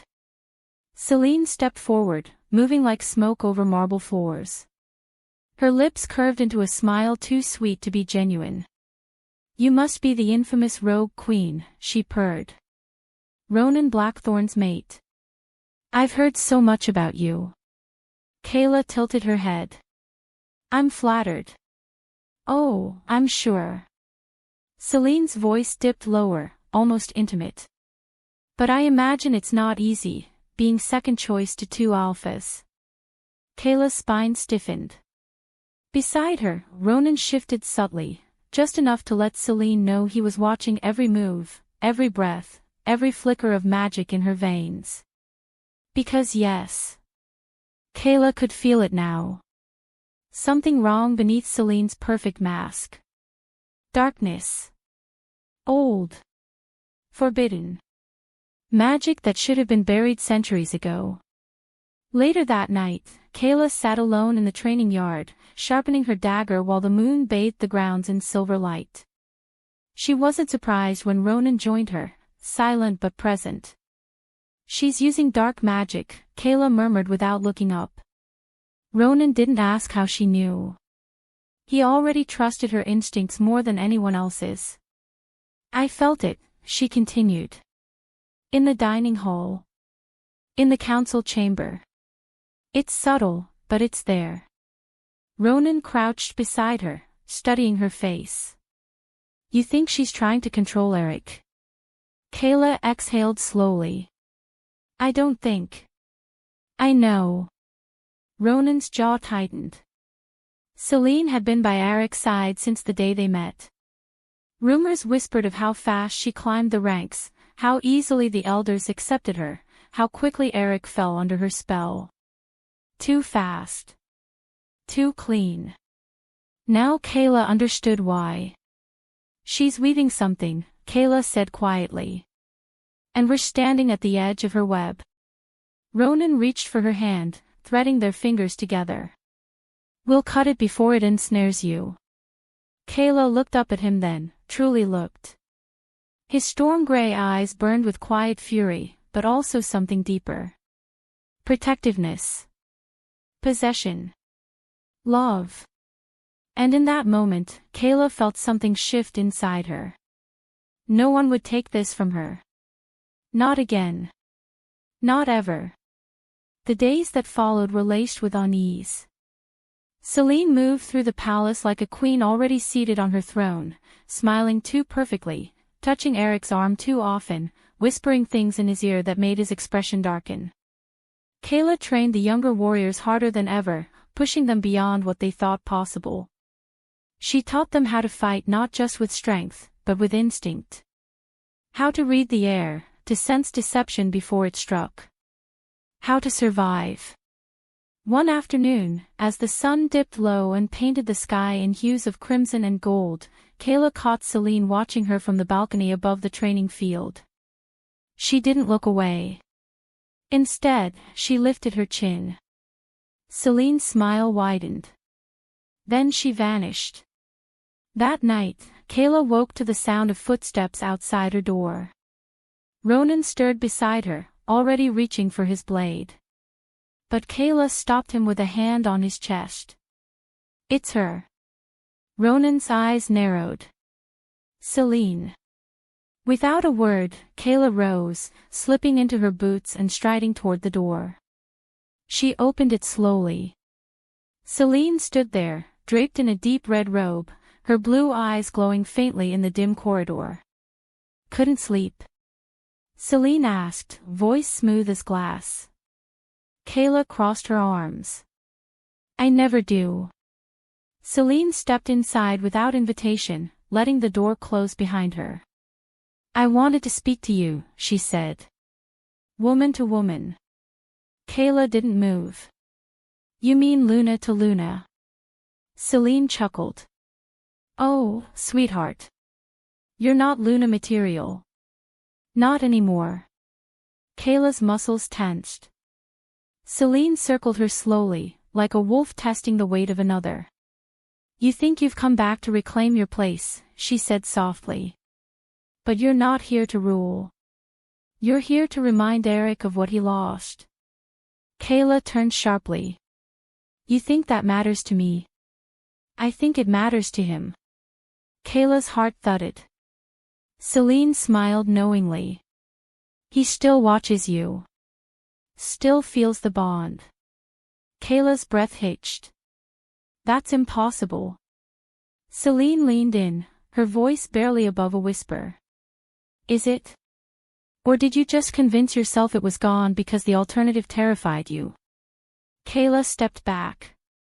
"No." Celine tilted her head. "Don't be naive. Bonds aren't so easily severed. Especially not one blessed by the moon goddess." Kayla swallowed hard.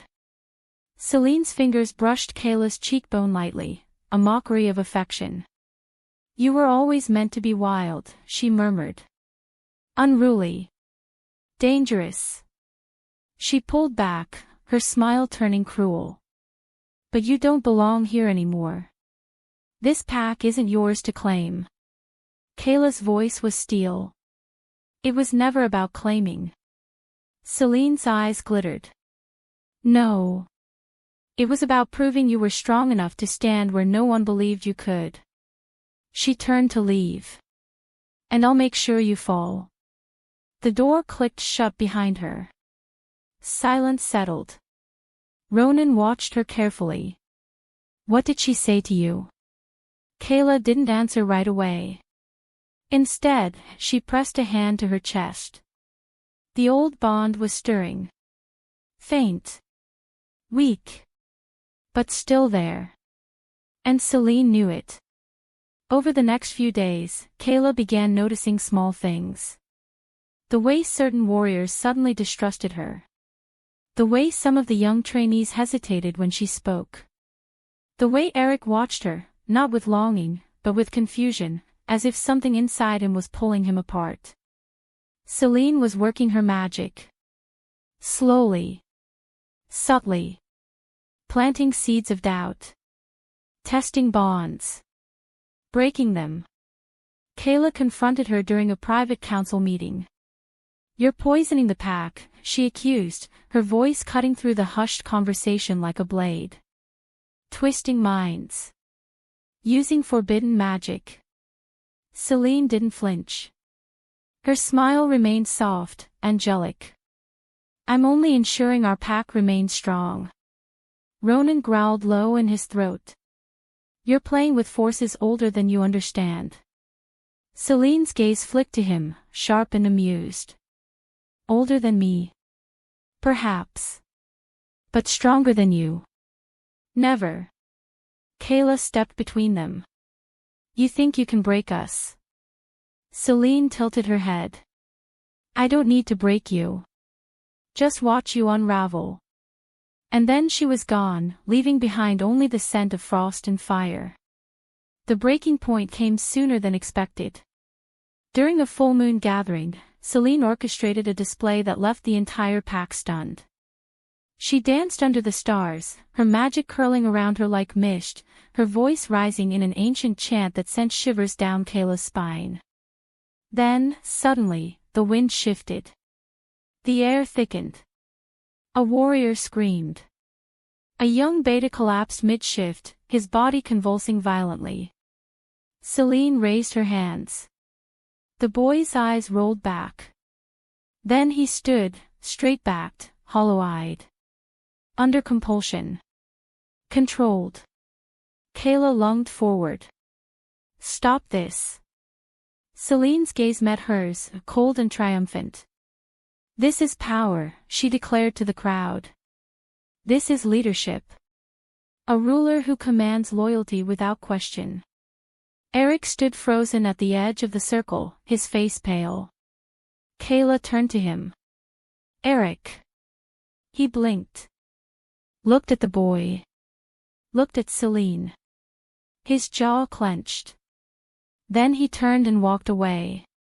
Leaving Kayla staring after him. Betrayed. Again. Only this time, it wasn't personal. It was political. Celine had him wrapped tighter than either of them realized. And Kayla was running out of time. By the time dawn broke, Kayla was pacing in the guest chambers, her mind racing through everything she'd seen, everything she'd felt. Ronan watched her, arms folded, expression unreadable. She's building an army, Kayla muttered. Using dark magic to bend wolves to her will. Ronan nodded. We need proof. Something undeniable. Kayla turned to him. There's only one place to find it. Ronan frowned. Where? The temple ruins. The ones beneath the palace. That's where the old witches practiced forbidden rituals. If Celine's using magic, she has to be drawing from somewhere. Ronan's mouth tightened. You want to sneak into the royal wing. Kayla smirked. I was born in noble halls. I know how to move unseen. Ronan's fingers curled around her wrist before she could turn away. If this is a trap.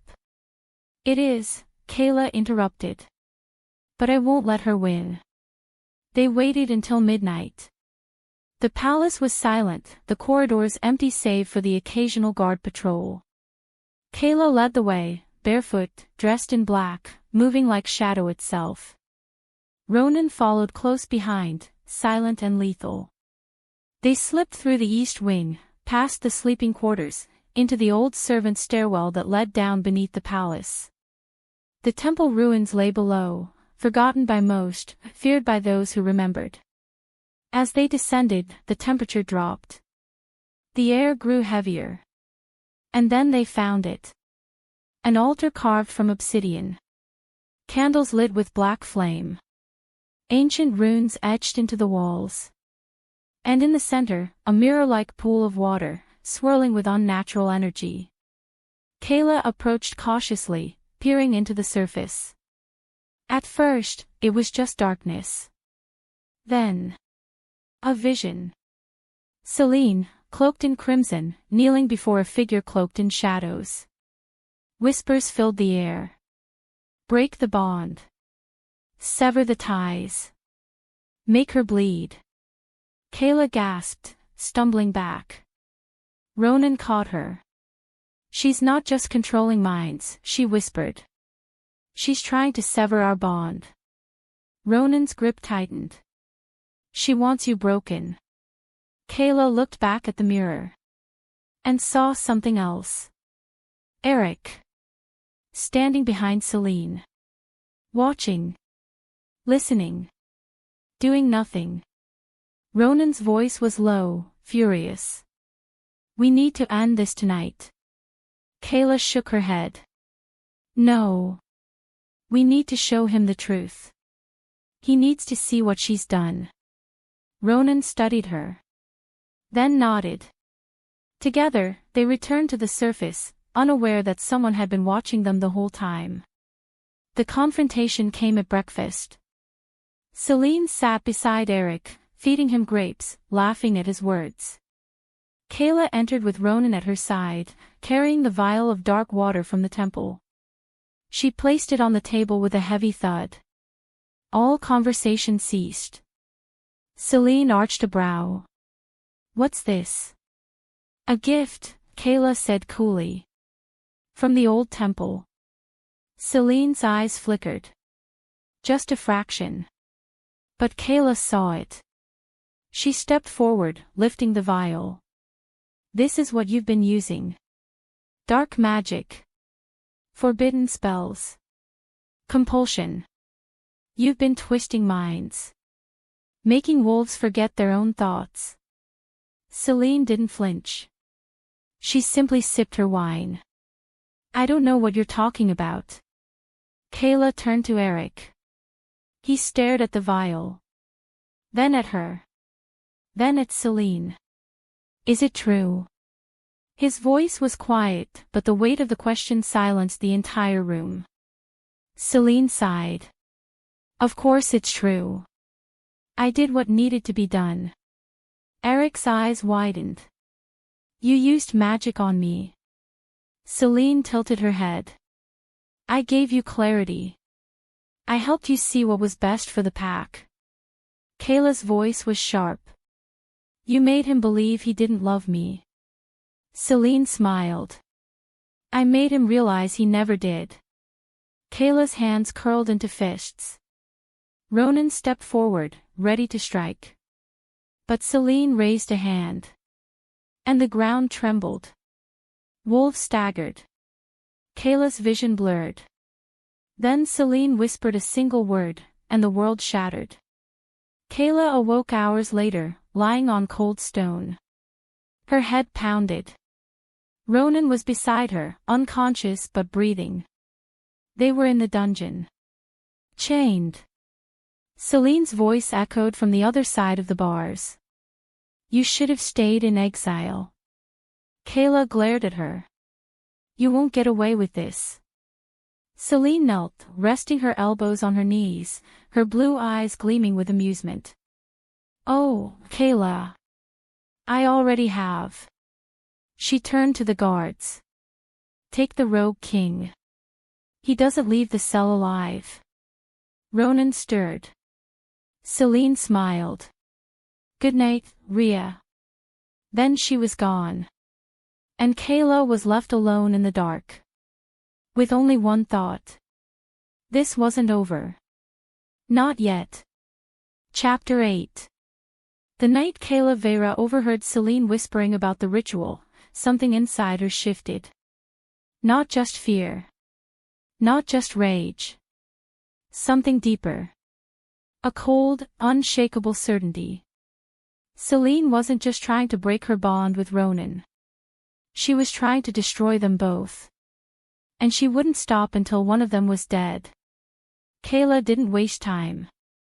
She left the council chambers under cover of darkness, slipping through the palace corridors like a shadow, heart pounding in her chest.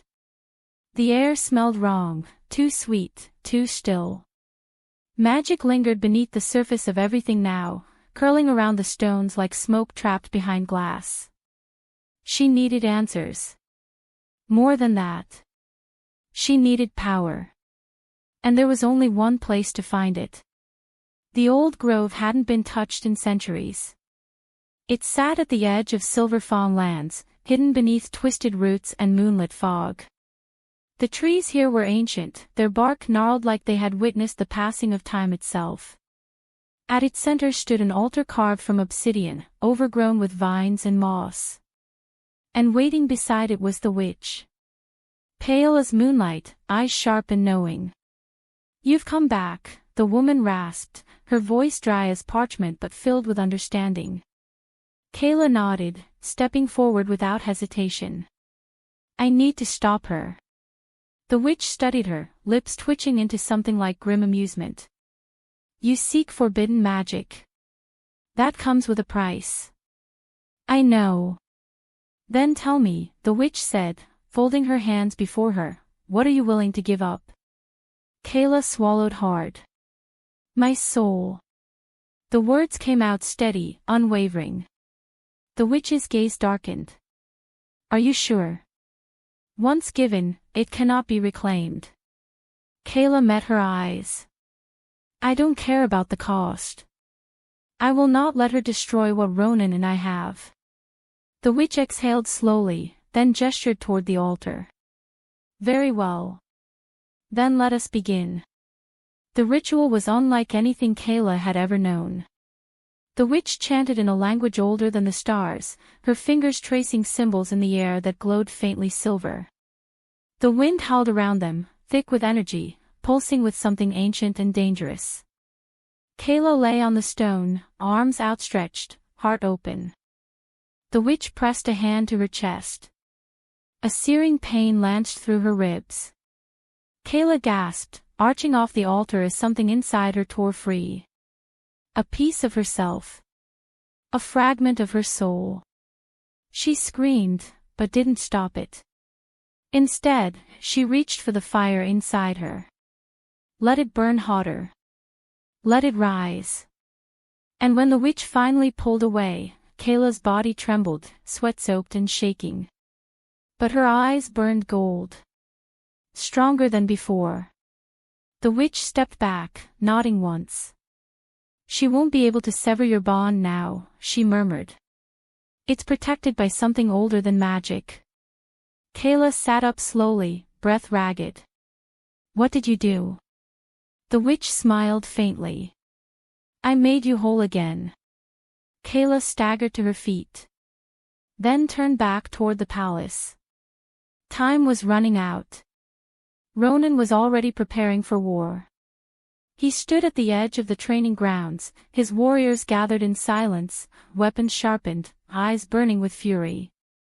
When Kayla returned, bruised and pale, he caught her instantly. What happened? His voice was low, urgent. Kayla met his gaze. She's planning to sever our bond during the full moon ceremony tonight. Ronan's jaw clenched. I knew she was dangerous. But this. Kayla stepped closer, gripping his arm. We have to stop her. Before she finishes the ritual. Ronan nodded once. Then we move now. They arrived at the palace just as the ceremony began. Candles flickered along the edges of the great hall, casting long shadows across the marble floor. The elders sat in a semicircle, watching with wary eyes as Celine stepped forward, dressed in crimson robes embroidered with runes that pulsed faintly in the dim light. She stood before the mirror pool, hands raised. Her voice rang out in the chamber. By blood and bone, I call upon the old ways. By curse and covenant, I sever what should never have bound. Kayla pushed forward.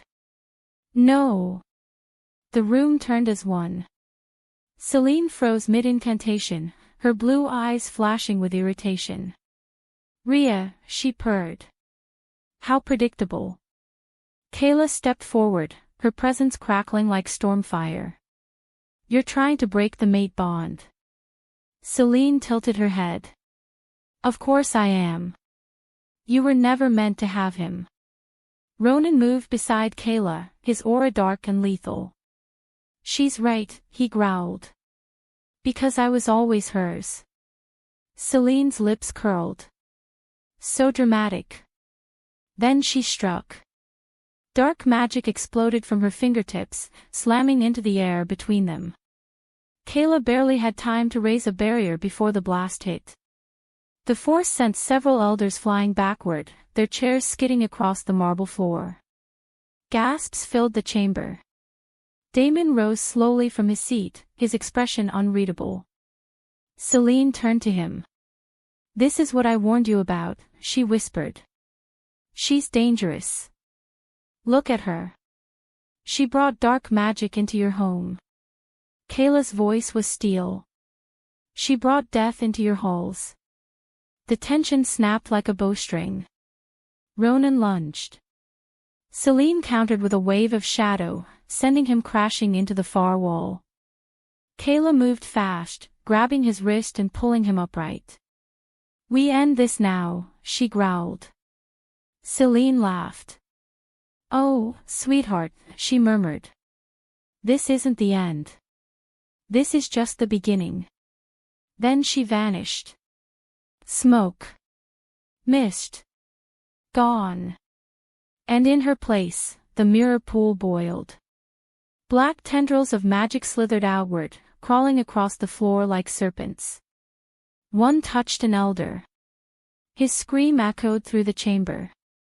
He convulsed. Then stilled. Dead. Silence fell. Then chaos. Wolves shouted. Warriors scrambled. Eric rose, his face pale. Ronan turned sharply to the council. "This isn't diplomacy anymore," he snarled. "This is treason." Elder Maeve stared at the dead man on the floor.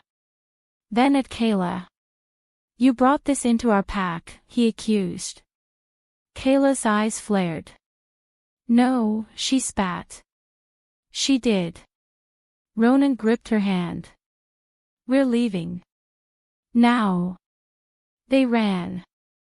The moment they stepped outside, the sky was red. Smoke. Fire. Battle cries. Celine had summoned the rogues early. The war had begun. The battlefield was chaos. Silver Fang warriors clashed with Black Fangs in the courtyard, blades ringing, howls splitting the night. Celine stood atop the palace balcony, bathed in moonlight, her smile wide and unholy. Below, wolves fought tooth and claw, blood slick on the cobblestones. Ronan led Kayla straight into the fray. He fought like a storm, tearing through enemies with brutal efficiency. Kayla was beside him, moving like lightning, slicing through the ranks of corrupted warriors who had fallen under Celine's spell. Eric appeared in front of her, blade drawn. Their gazes locked. For a heartbeat, neither moved. Then he spoke. "She's using you," he said, voice tight. "To get to me." Kayla bared her teeth. "She used you first." Eric hesitated. Then swung. Kayla parried, their blades locking in a clash of past and present.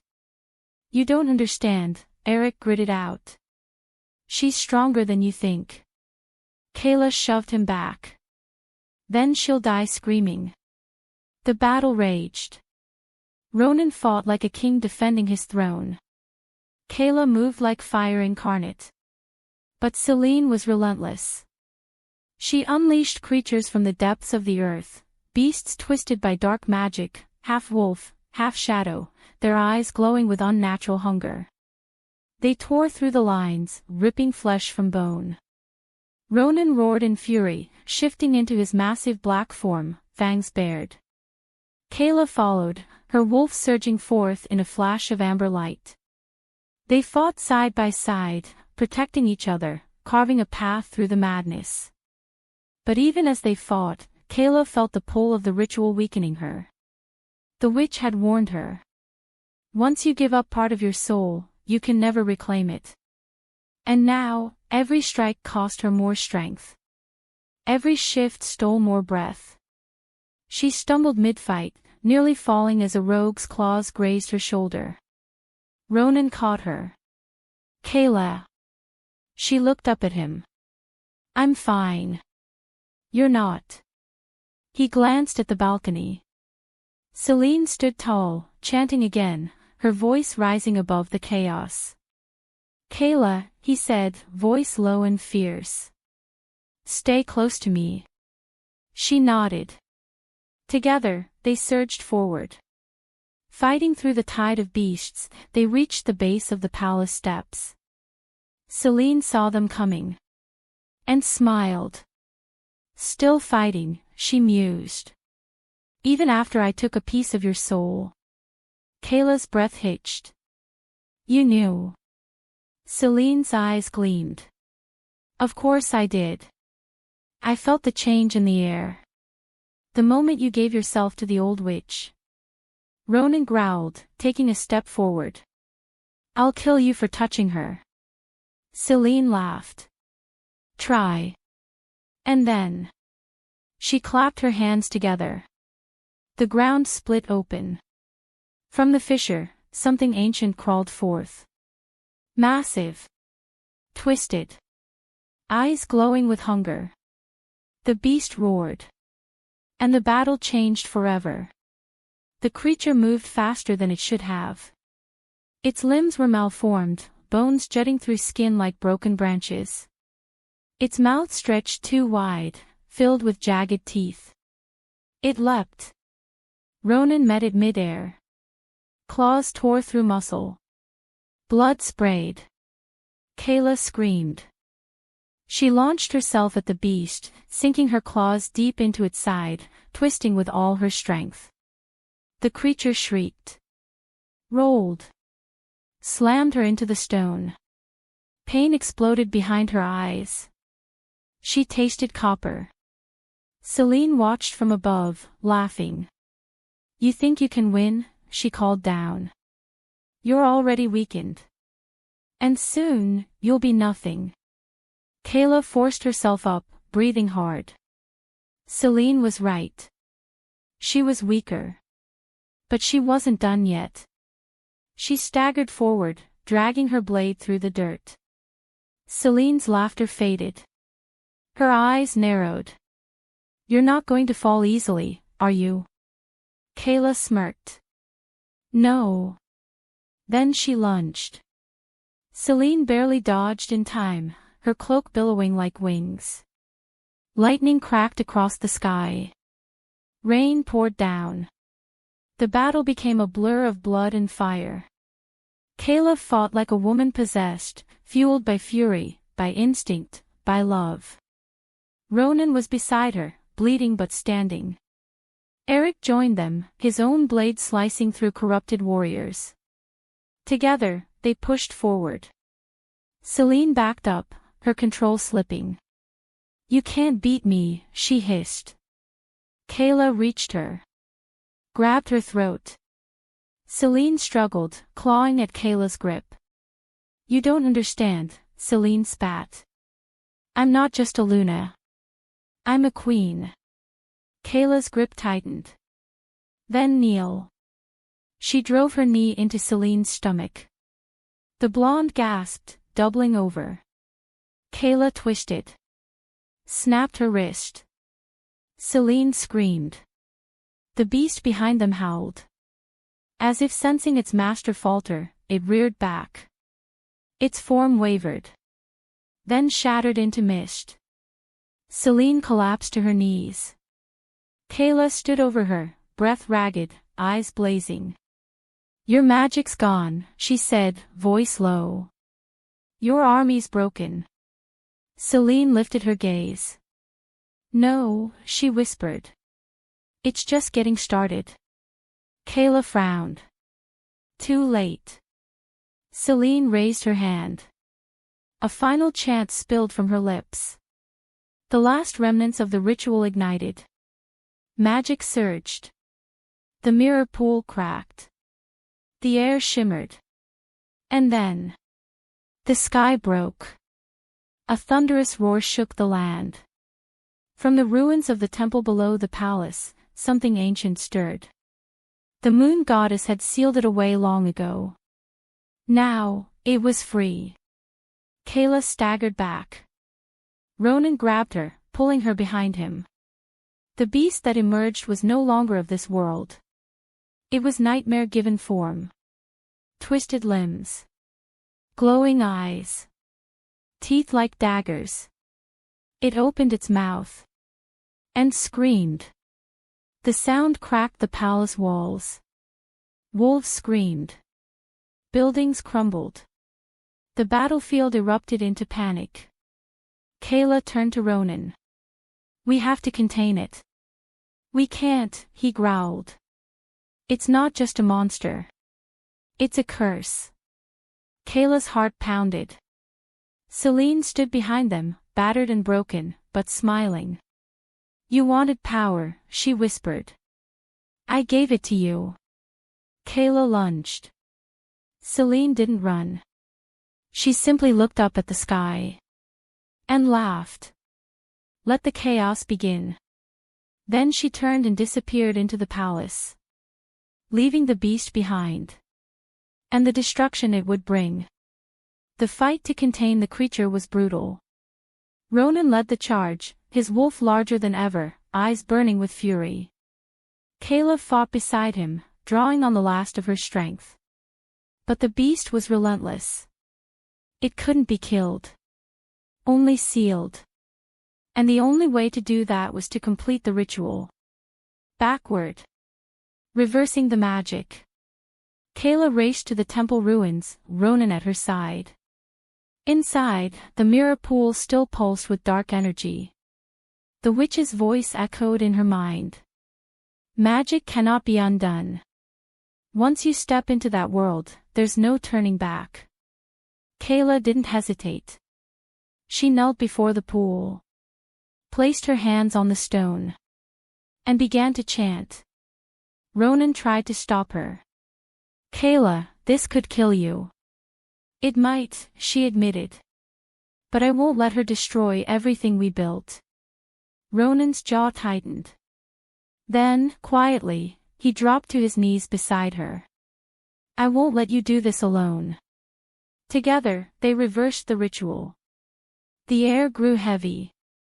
The beast screeched. Magic surged. The mirror cracked. Then shattered. A pulse of light exploded outward. The creature howled. Its form twisted. Shrunk. Then vanished into nothingness. Silence fell. Then Kayla collapsed. Ronan caught her before she hit the ground. Her breathing was shallow. Her skin pale. The ritual had taken something from her. Maybe everything. The council demanded justice. Celine was captured, her magic stripped, her bond to Eric severed by decree of the elders. She was thrown into the dungeons, her once perfect mask now cracked. Eric stood over her, silent. Finally, he spoke. You nearly destroyed everything. Celine sneered. I gave you power. I gave you strength. Eric's eyes were hollow. You gave me lies. He turned and walked away. Without another word. Kayla woke days later. In the guest chambers. Ronan was beside her, his grip firm. She blinked against the sunlight filtering through the windows. Am I alive? She rasped. Ronan's lips twitched. Barely. She tried to sit up. He stopped her. You drained yourself. You gave up part of your soul. Kayla swallowed. It was worth it. Ronan studied her.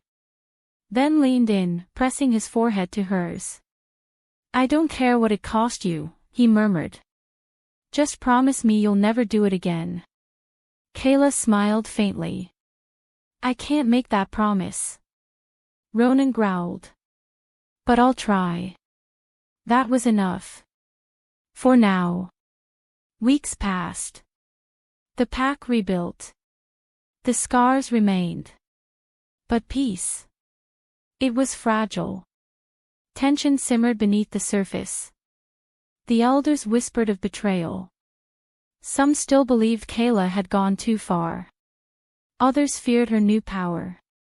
Ronan kept his distance from the court, focusing on the warriors, the people, the ones who truly mattered. Kayla trained harder than ever. But something had changed. She felt it in her bones. The war had ended. But another was coming. And this time, it wouldn't be fought with swords. It would be fought with loyalty. With trust. With truth. One evening, Kayla stood on the cliffs overlooking the sea. The wind carried the scent of salt and iron. Ronan joined her silently. You feel it too, he murmured. Kayla nodded. The balance is shifting. Ronan folded his arms. What happens next? Kayla's voice was quiet. I don't know. Then, from behind them, a familiar voice cut through the silence. Well. They turned. Callan. Her childhood friend. His expression was unreadable. His stance tense. Kayla narrowed her eyes. What are you doing here? Callan hesitated. Then answered. The pack wants a new alpha. Kayla stiffened. Ronan's muscles tensed. They want you gone. Silence. Then. Kayla tilted her chin up. If they think they can take what's mine. She stepped forward. They're welcome to try. Chapter 9. The battlefield was a storm of blood and fire. Smoke curled into the sky like ink spilled across parchment. The earth trembled beneath the weight of wolves locked in combat, teeth bared, claws unsheathed, howls splitting the night air. Kayla Vera stood at the center of it all, her armor slick with blood, her twin daggers gleaming under the pale glow of the moon. Her breath came fast and sharp, but she didn't falter. She turned just in time to see Ronan leap through the chaos, his massive black wolf form tearing through Celine's corrupted warriors like a blade through silk. He landed beside her, shifting back just enough to grab her wrist. Stay close, he growled, eyes burning silver. I always am. Then they surged forward together, two forces of nature colliding with war.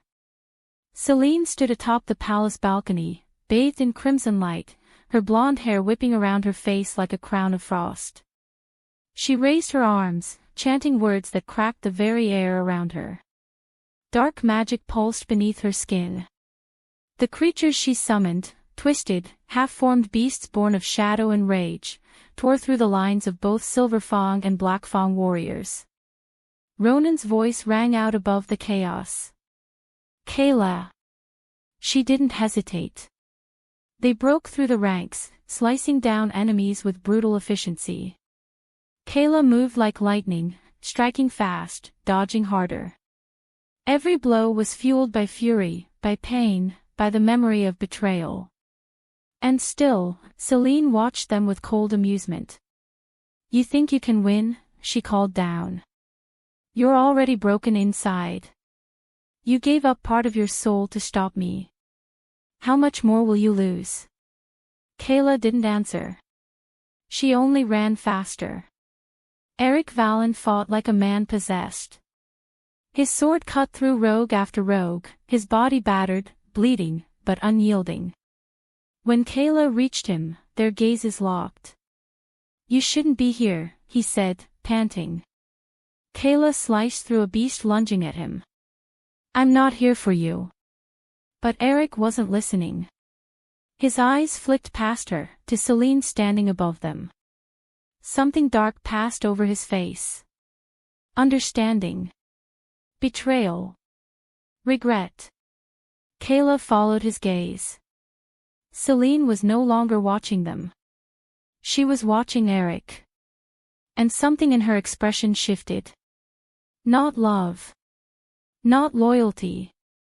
Hunger. Possession. Control. Kayla's stomach dropped. She's going to kill him, she whispered. Ronan cursed. We have to get to him. But it was too late. Celine raised a hand.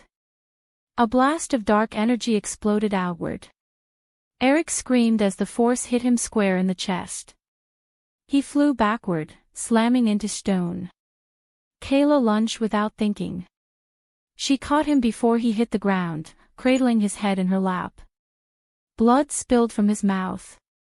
His breathing was shallow. Kayla pressed a hand to his wound, panic surging through her veins. No, no, no, she muttered. Stay with me. Eric coughed, blood trickling from the corner of his mouth. She tried to kill me, he rasped. Kayla's eyes flared gold. I know. Eric's fingers twitched, reaching for hers. I didn't want this. Kayla swallowed hard. I know that too. His gaze lifted to meet hers. For the first time in years, there was no hatred between them. No resentment. Just understanding. And sorrow. I was wrong about everything, Eric murmured. About you. About us. Kayla's throat tightened. I know. A weak smile touched his lips. Good. Then his eyes fluttered shut. No. Kayla shouted. Don't you dare leave now. She shook him gently. Eric. His eyes snapped open again, barely. She has to die, he whispered. Kayla nodded fiercely. She will. Ronan appeared beside her, kneeling quickly, assessing Eric's wounds. This one won't hold, he said grimly. Kayla looked up at him. Help me move him. Ronan didn't argue. Together, they dragged Eric behind the cover of fallen debris, shielding him from the worst of the battle. Then Kayla rose. Alone. And faced Celine. The wind howled as Kayla stepped onto the palace steps. Her boots left bloody prints on the marble. Above her, Celine descended slowly, her red robes billowing like wings, her blue eyes gleaming with triumph. So, Celine purred. The exiled princess finally thinks she's ready to take her throne. Kayla didn't blink. I don't want your throne. Celine tilted her head. Then what do you want? Kayla took a step closer. I want you gone. Celine laughed, low and cruel. That's rich coming from someone who had to sell a piece of her soul to fight me. Kayla's jaw tightened. You'll never understand what I did to survive. Celine smirked.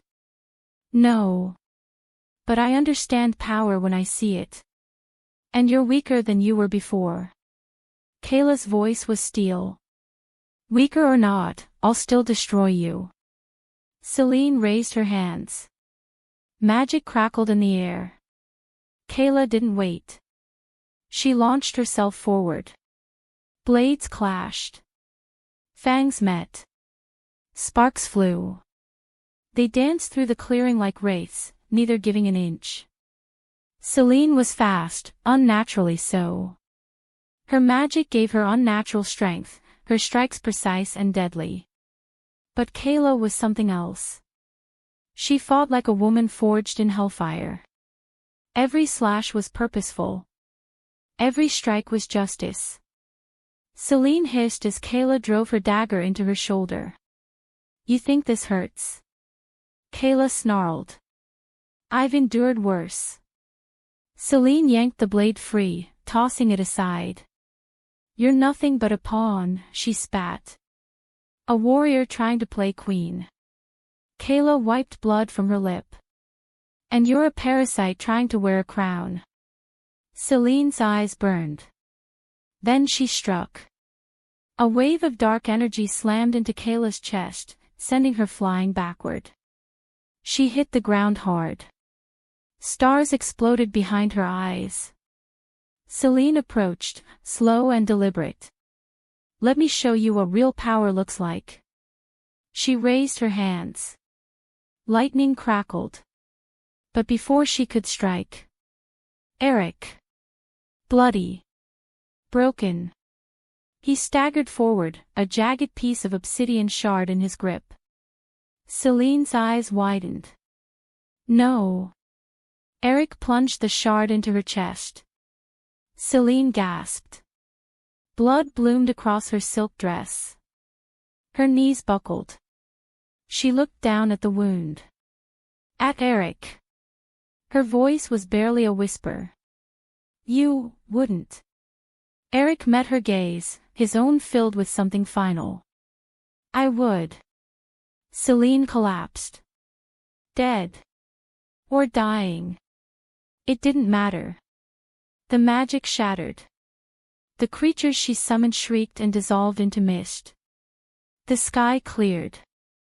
The battle stilled. Silence fell like snow. Kayla scrambled to Eric's side. He was pale. Trembling. The shard protruded from his ribs, buried deep. Eric, she breathed. Why? He managed a weak chuckle. To make things right. Kayla's hands shook as she pulled the shard free. Blood poured. Eric groaned, his body trembling. Ronan knelt beside her, pressing pressure to the wound. Hold on, he commanded. Eric's eyes found Kayla's. I couldn't let her win, he said. Not again. Kayla gripped his hand tighter. You saved me. Eric smiled faintly. I owed you that much. Tears blurred Kayla's vision. You didn't owe me anything. Eric's breath hitched. But I wanted to give you everything. His fingers tightened briefly around hers. Then loosened. His eyes drifted shut.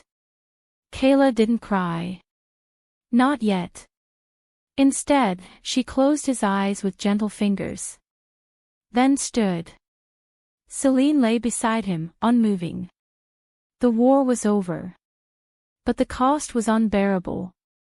The aftermath was chaos. Wolves gathered in stunned silence. The rogues who once followed Celine fled into the forest, knowing their leader was gone. The elders stared at the bodies of their former Luna and Alpha. Ronan stood beside Kayla, silent, steady. She didn't speak. Didn't move. Just watched the lifeless forms of the two men who had shaped her destiny, one who cast her aside, one who gave his life to save her. Finally, she turned to Ronan. I don't feel victorious. Ronan cupped her face, brushing away the tears she hadn't realized had fallen. You're allowed to mourn. Kayla swallowed hard. I hated him. I know. And I loved him. I know that too. Kayla's voice cracked. He died saving me. Ronan pulled her against his chest. I know. She clung to him, her body trembling. I didn't want him to die. I know. Ronan kissed the top of her head. He made his choice. Kayla pulled back slightly. What happens now? Ronan looked toward the gathered pack. Now, they rebuild. Now, we lead. But not tonight. Tonight, we grieve. Kayla nodded. Then turned away from the battlefield. From the death. From the ghosts. And walked toward the edge of the woods, where the trees waited with open arms. The funeral was held under a blood-red moon. Kayla stood beside the pyre, her heart heavy with the weight of loss. Eric's body lay wrapped in white cloth, his sword resting beside him. The flames would rise soon. The ashes would scatter. Time would move on. But Kayla knew some wounds would never fully heal. Ronan stood behind her, silent and strong. She leaned into him, drawing strength from his presence. Elder Maeve lit the torch. The council gathered in solemn silence. Then the flames roared to life. Kayla watched as the fire consumed Eric's body, turning flesh and bone to embers. She didn't speak. Didn't move. Just let the heat wash over her. Let the grief settle in her bones. Let the past burn. Only when the fire began to die did she finally turn to Ronan. I'm sorry. Ronan studied her. For what? For everything he put you through. For the bond he broke. For making you fight for what was already yours. Ronan brushed a lock of hair from her face. He didn't break the bond, he said quietly. You did. And you rebuilt it stronger than before. Kayla exhaled. I just wish he hadn't had to die to realize the truth. Ronan pulled her close. So do I. The days that followed were quiet. Too quiet. The pack mourned. The elders debated. The warriors trained in silence. Kayla trained alongside them, pushing them harder than ever. But even as she led, even as she fought, something in her felt hollow. She didn't speak of it. Not until the night she stood alone at the cliffs, staring out over the sea. Ronan joined her silently, slipping his arm around her waist. You haven't slept in 3 nights, he murmured. Kayla didn't look at him. I keep seeing his face. Ronan's grip tightened. I know. She swallowed hard. I don't hate him anymore. Ronan kissed her temple. I know. Kayla turned into his arms, burying her face in his chest.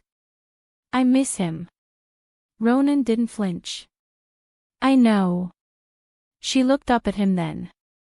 How are you so sure of everything? His gray eyes softened. Because I know you. Kayla's breath hitched. And because I love you. Kayla closed her eyes. I love you too. Ronan brushed his thumb over her cheekbone. Then let him rest. Kayla nodded. And for the first time since the war ended, she let go. Weeks passed. The pack healed. The land recovered. The scars remained.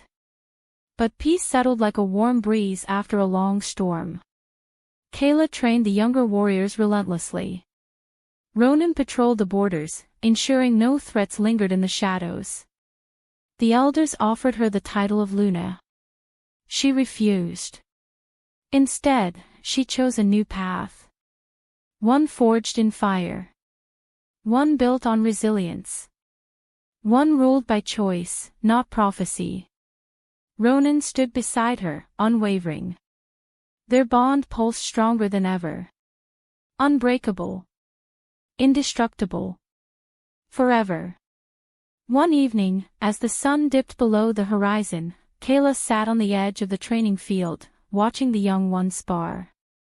Lyra was leading now, the girl who once hesitated, now confident and fierce. Dax had grown taller, stronger. They were ready. More than ready.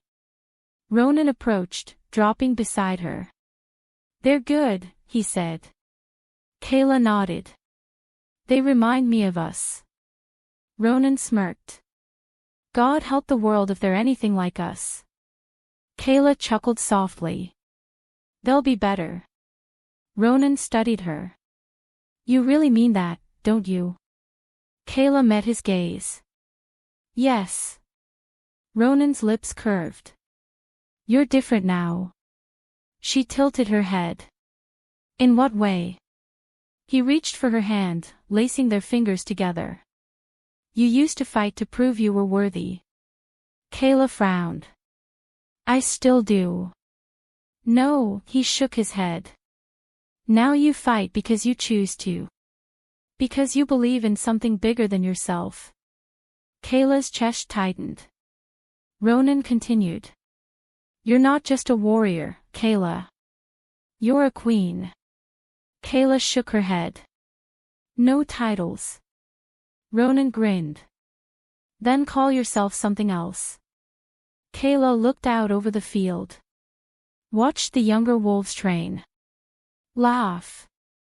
Fight. Grow. Then she turned to him. I'm your equal. Ronan's grin faded, replaced by something deeper. Yes. And I'm my own person. Ronan nodded. You always were. Kayla smiled. Then that's enough. Ronan kissed her forehead. It's more than enough. The celebration was small. The pack gathered in the clearing, sharing food, laughter, and stories of those lost in the war. Kayla sat beside Ronan, his arm draped around her shoulders. They watched Lyra finish a sparring match, pinning Dax beneath her. The crowd erupted in cheers. Kayla smiled. Ronan nudged her. You did well. She leaned into him. I had help. Ronan kissed her temple. You did it yourself. She turned to him. Will you ever resent me for mourning him? Ronan's jaw flexed. Then he sighed. I won't lie. It stings. Kayla's heart clenched. But I'd rather share your memories than try to erase them. Kayla's breath caught. Ronan continued. He was part of your story. That means something. Just like every scar you carry. Kayla pressed her forehead to his. You're impossible. Ronan smirked. You love it. She did. Gods, she did. That night, Kayla dreamed of Eric. Not the boy who rejected her. Not the prince who betrayed her. The man who died for her. She saw him standing beneath the stars, whole again. He looked at her, no anger in his gaze. Only peace. I forgive you, he said. Kayla swallowed. I forgave you first. Eric smiled.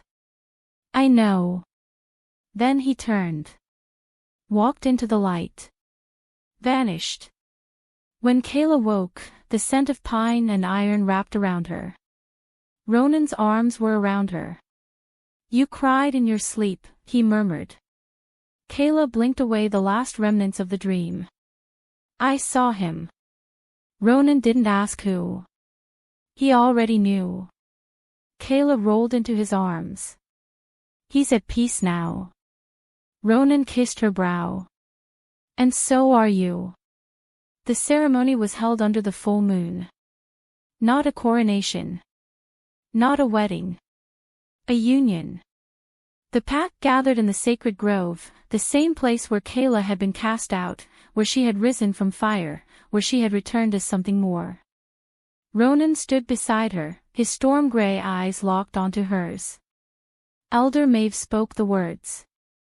We honor the past, but we build the future. Tonight, we recognize Kayla Vera and Ronan Blackthorn as equals. As leaders. As mates bound by fate and choice. The crowd cheered. Not because of tradition. But because they believed in her. Believed in them. Kayla looked around at the faces of those who had doubted her. Who had feared her. Who had watched her fall. Now they watched her rise. And she did. With Ronan at her side. Forever. Later that night, Kayla stood at the edge of the cliff, the wind tugging at her hair. Ronan was beside her, silent. She reached for his hand. He took it. You did it, he said. Kayla shook her head. We did. Ronan studied her. Are you happy? Kayla considered the question. Then nodded. I am. Ronan smiled. Good. He kissed her. Long. Deep. Possessive. Then pulled back. There's something I need to tell you. Kayla frowned. What is it? Ronan hesitated. Then said, there's something you should see.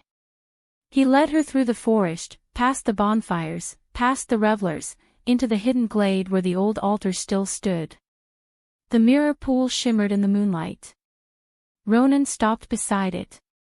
Kayla looked at him. What are we doing here? Ronan met her gaze. The witch came to me. Kayla stiffened. What did she say? Ronan's voice was quiet. She said the goddess isn't done with you. Kayla's pulse quickened. Ronan continued. She said the bond you carry isn't just mate magic. Kayla's breath caught. What are you saying? Ronan reached for her hand. I'm saying, he murmured, that you're not just a queen. His thumb brushed over her palm. You're something else. Kayla swallowed hard. What kind of something? Ronan's lips twitched. Something ancient. Kayla's heart pounded. Before she could respond, the mirror pool stirred. The surface rippled. Then shattered. Light exploded from its depths. Kayla stumbled back, shielding her eyes.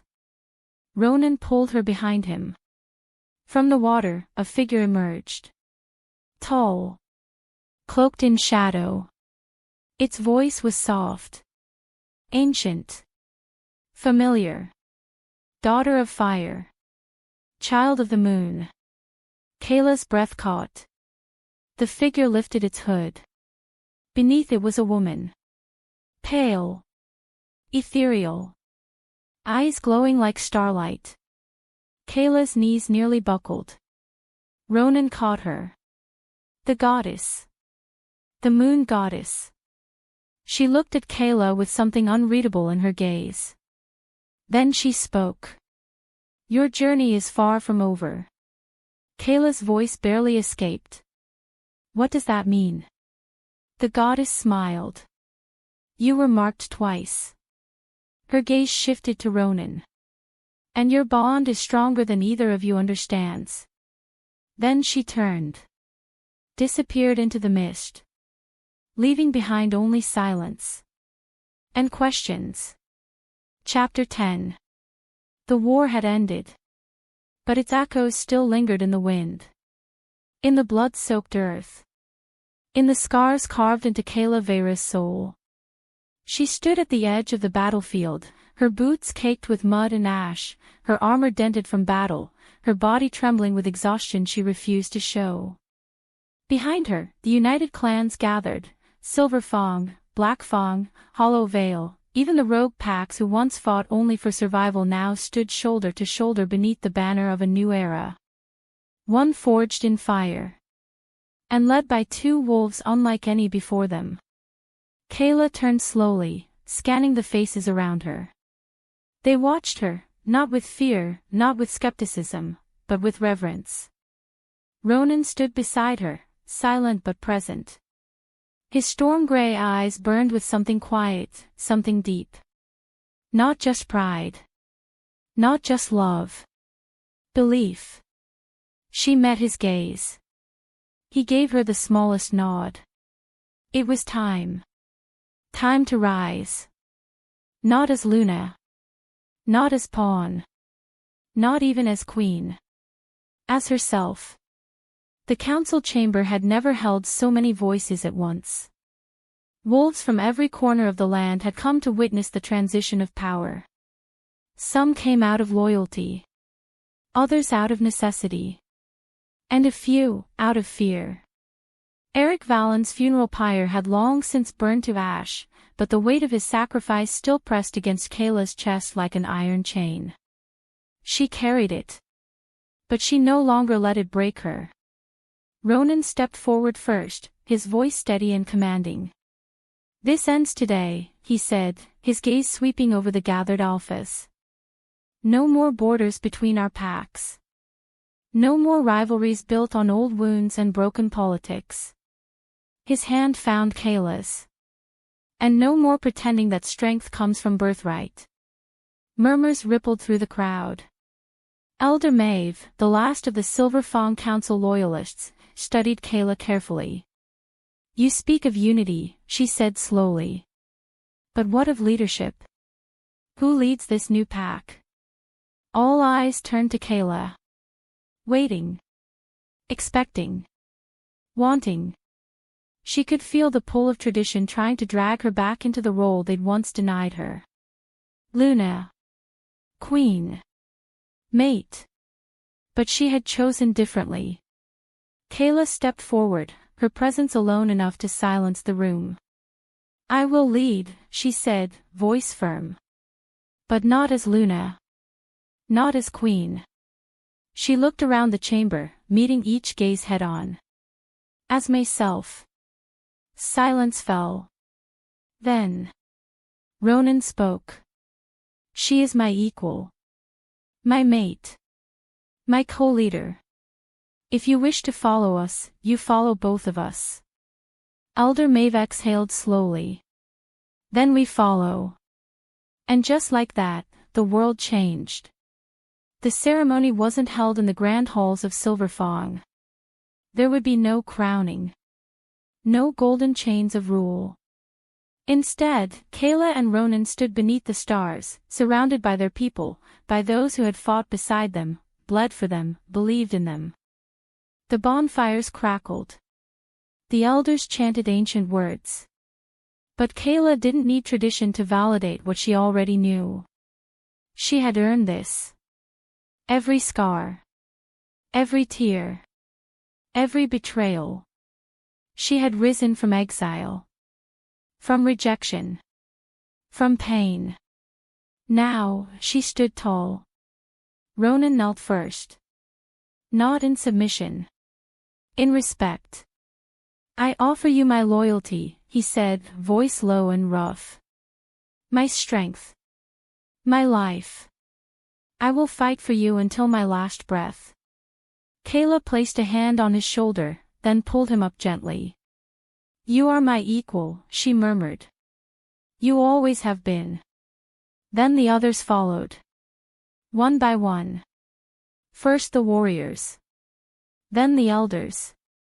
Even the ones who had once called her unworthy. They bowed. Not because she demanded it. Because she had proven herself beyond question. Kayla looked out over the sea of wolves, feeling the weight of responsibility settle across her shoulders. Not a crown. Not a throne. But a promise. To protect. To guide. To lead. And to never again allow anyone to decide who she was allowed to be. That night, Kayla stood alone at the edge of the training grounds, staring out at the horizon where the mountains kissed the sky. Ronan found her there, as he always did. Without words, he wrapped an arm around her waist, pulling her close. She leaned into him, letting the warmth of his body chase away the chill in her bones. You did it, he murmured. No, she whispered. We did. Ronan kissed the top of her head. They'll remember this night. Kayla tilted her face up to meet his gaze. They'll remember you. Ronan smirked slightly. They'll remember us. Kayla smiled faintly. That's the point. Ronan studied her. You're different now. So are you. No, he shook his head. You've become something else. Kayla frowned. What do you mean? Ronan's fingers traced the curve of her cheekbone. You used to fight to prove you were worthy. Kayla swallowed hard. And now? He kissed her softly. Now you fight because you already know you are. Kayla's breath hitched. She turned back toward the horizon. I'm going to visit Eric's grave tomorrow. Ronan didn't flinch. I know. She glanced at him. Aren't you angry? No. She blinked. Ronan continued, voice calm. He loved you once. That matters. Even if it ended wrong. Kayla's throat tightened. He died saving me. I know. She looked down at her hands. I don't hate him anymore. Ronan nodded. I know that too. Kayla rested her head against his chest. I mourn him. But I don't miss him. Ronan's arms tightened around her. That's enough. She stayed there for a while, letting the truth settle. Letting go didn't erase the past. It just made space for the future. And hers. It was here. With Ronan. And with the wolves who now followed them. The next morning, Kayla walked alone through the graveyard. The sun rose behind her, casting long shadows across the moss-covered stones. Each step felt heavy. Not with regret. With remembrance. She reached Eric's grave. The stone bore no title. Just his name. Eric Valen. Once heir to the throne. Now buried beneath the roots of history. Kayla knelt beside the marker, brushing her fingers over the cold surface. I forgive you, she whispered. Her voice was soft, but full of finality. I understand why you did what you did. You were afraid. Controlled. Manipulated. She closed her eyes. But I won't carry your ghosts anymore. She opened them again. I won't let your mistakes define me. A breeze stirred the trees. The leaves rustled like hushed whispers. Kayla stood slowly, exhaling. Then she turned. And walked away. Not looking back. Back at the palace, the new council waited. Kayla entered the great hall, Ronan at her side. The elders, the betas, the young warriors, They all turned as she approached. She raised a hand. "We start fresh," she declared. "No more titles passed down without merit. No more traditions that serve only to divide us." She looked at Elder Maeve. "The moon goddess doesn't choose Luna based on bloodline. She chooses based on strength, heart, and purpose." Maeve nodded slowly. "You would change everything." Kayla lifted her chin. "Yes." Ronan stepped beside her. "She already has." A beat passed. Then Maeve inclined her head. "Then let it be known, Kayla Vera is no Luna. She is something greater." Kayla met her gaze. "A leader." Maeve smiled. "A legend." Weeks passed. Then months. The land healed. The wolves trained under Kayla's guidance, learning to fight not for dominance, but for protection. Ronan ruled with strength, but also wisdom. And Kayla. She became something new. Something unshakable. Not a queen. Not a Luna. But a force. A warrior. A mate. A woman who had chosen her own path. And walked it barefoot through fire. One evening, as the moon hung high and silver, Kayla stood atop the cliffs overlooking the sea. The wind tugged at her hair. The scent of pine and iron filled her lungs. Ronan joined her silently, slipping his arm around her waist. "You're thinking again," he murmured. Kayla chuckled. "I'm always thinking." He kissed her temple. "Then share." She hesitated. Then said, "I keep dreaming of the goddess." Ronan stilled. "What does she say?" Kayla shook her head. "She doesn't speak. Just watches." Ronan frowned. "You think she's done with you?" Kayla met his gaze. "No." He studied her. "You're afraid." Kayla smiled faintly. "No. I'm ready." Ronan's lips twitched. "That's my girl." She elbowed him lightly. "I'm not yours to claim." He grinned. "Tell that to the bond burning between us." Kayla rolled her eyes. "It's not about ownership." "No," Ronan agreed. "It's about choice." He kissed her softly. "And I chose you." Kayla returned the kiss, slow and deep. "And I chose you." Ronan pulled back. "There's something else." Kayla looked at him. "What?" Ronan hesitated. Then said, "The witch came to me." Kayla stiffened. "She said the goddess isn't done with you." Kayla's pulse quickened. "She said the bond you carry isn't just mate magic." Kayla swallowed hard. What did she mean? Ronan's gray eyes darkened. "I don't know." But the look in his eyes told her everything. He feared what was coming. And so did she. Later that night, Kayla sat alone in the old grove. The same place where she had faced the trial of flame. Where she had bonded with Ronan. Where she had emerged stronger than ever. The mirror pool still shimmered beneath the stars. She stared into its depths. And saw movement. Not reflection. Something deeper. A flicker of light. Then a whisper. "Daughter of fire. Child of the moon." Kayla's breath caught. The water rippled. A figure rose from its depths. Tall. Cloaked in shadow. Eyes glowing like starlight. The moon goddess. Kayla didn't move. Didn't flinch. Only met the goddess's gaze. "You marked me twice," Kayla said quietly. "Why?" The goddess tilted her head. "Because you were meant for more than prophecy." Kayla's heart pounded. "What does that mean?" The goddess stepped closer. You broke your first bond.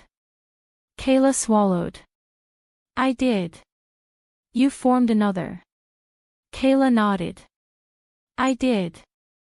The goddess studied her. You are no longer bound by fate. Kayla's pulse thundered. Then what am I bound by? The goddess's lips curved into something unreadable. Choice. Then she lifted a hand. The mirror pool cracked. Light burst outward. Kayla gasped. Pain lanced through her ribs. Her vision blurred. And then, a voice. Deep. Ancient. Familiar. You are not finished yet, child of fire. Then darkness. Kayla woke slowly. Cold stone beneath her. Smoke in the air. And the sound of howls echoing through the forest. She sat up sharply, blinking against the dim torchlight. Ronan was there instantly, gripping her arms. Kayla. She looked at him. What happened? The goddess spoke to you, he said. And when she did, the wards around the Packlands weakened. Kayla frowned. What do you mean? Ronan's jaw clenched. The rogues are attacking again. Kayla's breath hitched. Celine. She's gone, Ronan growled. But something worse is coming. Kayla rose slowly, swaying slightly. Ronan steadied her. You're different, he said. Kayla touched her chest. The mark beneath her skin pulsed. Stronger. Older. Something inside her had changed. Forever. I know. Ronan's grip tightened. We're ready for them. Kayla nodded. We always are. The battle was swift. The enemy unknown. Not Celine's followers. Not rogue wolves. Something darker. Something older. Creatures born of forgotten lore. Shadows given form. Eyes like dying stars. Kayla and Ronan led the charge. Their wolves fought with fangs and claws. Magic clashed with steel. And in the center of it all, Kayla moved like fire incarnate. Her blade cut through the darkness like dawn breaking over night. Ronan fought beside her, his wolf massive, roaring with fury. Together, they drove the creatures back. Back into the woods. Back into the mist. Until silence fell once more. Afterward, Kayla stood in the ruins of the battlefield. Blood soaked into her armor. Smoke curled in the air. Ronan approached, his hand finding hers. They won't stop, she murmured. No, he agreed. They won't. Kayla turned to him. I'm changing. I know. She searched his face. Are you afraid of what I'm becoming? Ronan's grip on her hand tightened. No. His thumb brushed over her knuckles. I'm proud of who you are. Kayla exhaled. Then leaned into him. I don't want to lose you. You won't. He kissed her forehead. Nothing will take you from me. But even as he spoke the words, the wind shifted. Carrying a scent neither of them recognized. Dark. Cold. Hungry. Kayla lifted her head. Ronan followed her gaze. Beyond the border stone, past the river, into the mountains where snow crowned the peaks like bone. Something stirred. Something ancient.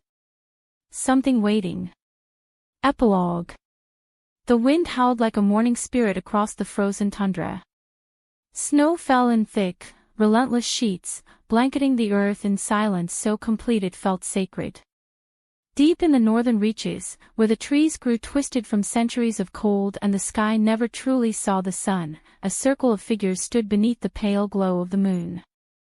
They were cloaked in black furs lined with silver thread, their faces hidden behind carved masks of bone and obsidian. At the center of the circle, an altar rose from the ice, its surface etched with runes older than memory itself. The snow didn't touch it. As if the ground remembered what had once been sealed beneath it. A woman stepped forward. Tall. Lean. Hair like spun ice, eyes glowing faintly blue. She wore no crown. No title. But power pulsed around her like a second heartbeat. Her voice rang out over the clearing, low and reverent. The first wolf sleeps beneath the frost. The others echoed her words, voices rising in unison. The first wolf sleeps beneath the frost. She placed her hands on the altar's edge. And tonight, we wake her. A shiver passed through the gathered cultists. Not from fear. From anticipation. The air shifted. Heavy. Old. Like the weight of something buried finally remembering how to breathe. The woman pressed harder. A crack split the ice. Then another. And another.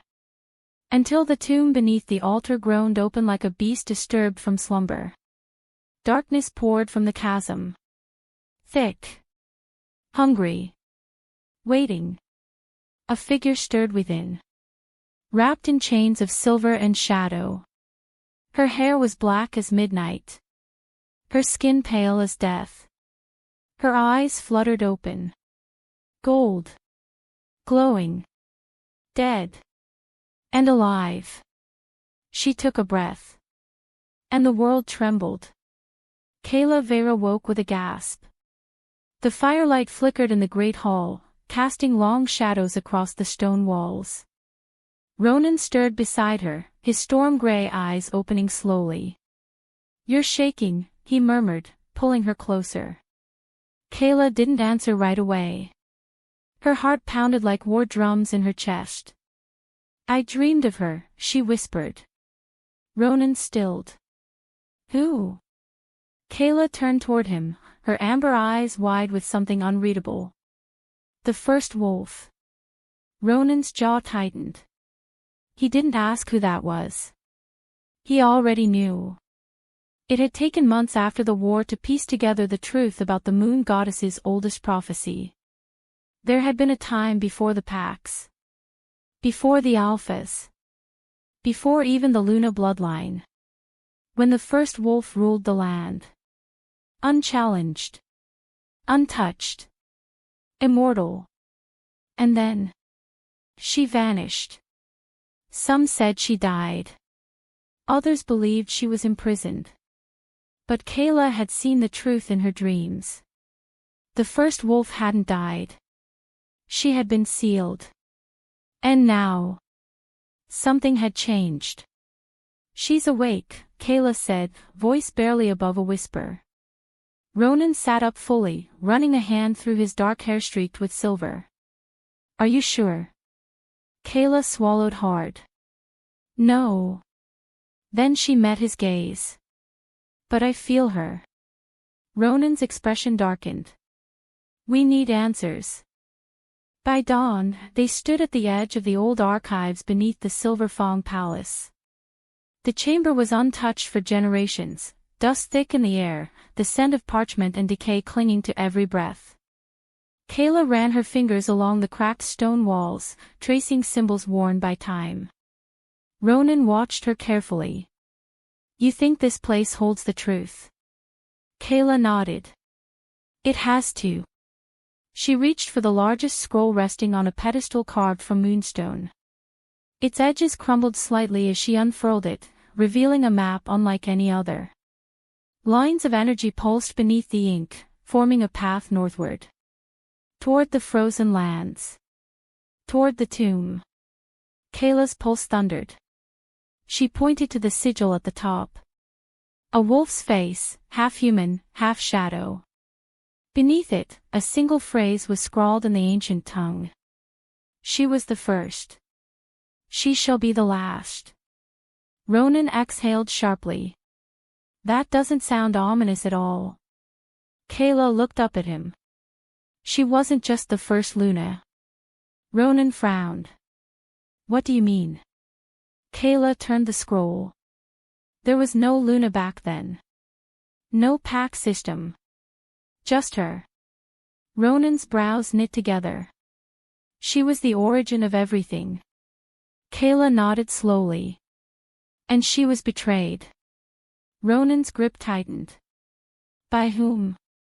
Kayla hesitated. Then answered softly. By us. Days passed. Weeks. Kayla trained harder than ever, pushing herself beyond limits, testing the new strength that had awakened after the trial of flame. Ronan followed her lead, watching closely as her bond with the moon goddess deepened. Sometimes, when she fought, her eyes glowed brighter than before. Sometimes, when she touched the earth, the ground responded. Once, during a training session, she struck the ground with her blade, and the earth cracked beneath it, sending ripples outward like water. Ronan pulled her aside afterward. You're changing. She didn't deny it. I know. He studied her. Is it the goddess? Kayla looked down at her hands. Orion, one of the elder seers, had come to them weeks earlier with a warning. You bear the mark of two worlds, child of fire. You carry the blood of the past and the soul of the future. Now, standing beneath the stars, Kayla wondered if she was becoming something else entirely. Not just queen. Not just mate. Something older. Something darker. Something remembered. The summons came under a blood-red moon. A messenger arrived at dawn, breath ragged, eyes wild. They've returned, he gasped. The ones who served the forgotten. Kayla and Ronan exchanged a glance. Then they rode north. With a small group of trusted warriors, they crossed into the frozen lands, following the trail of whispers left behind by those who had seen the signs. Smoke curling from the peaks. Howls echoing through the mountains. And the unmistakable scent of magic too old to name. They found the cult nestled in the valley between two jagged cliffs, surrounded by towering pines that bent inward like sentinels guarding a secret. The ceremony was already underway. Chanting filled the air, vibrating through the snow-covered earth. Figures danced around the altar, their voices rising in a language neither Kayla nor Ronan recognized. But the energy was undeniable. Ancient. Wrong. Alive. Kayla stepped forward, her boots crunching against the ice. The chanting stopped. All heads turned. One of the cultists stepped forward, a man with eyes like frozen glass and a voice like gravel. You should not be here. Kayla lifted her chin. Neither should you. The man tilted his head. You don't understand what you've set into motion. Ronan's growl rumbled through the clearing. Try me. The man smiled. Then raised his arms. Lightning cracked across the sky. The earth trembled. The tomb behind them opened wider. And from the darkness within, a voice whispered. Faint. Broken. But unmistakably real. I remember. Kayla staggered. Ronan caught her before she could fall. Her vision blurred. Then. A flash. A memory that wasn't hers. A life lived in fire. A throne built on bones. A betrayal carved into the stars. And a woman. Standing alone. Eyes burning gold. Voice like thunder. I was the first. I will be the last. Then the vision shattered.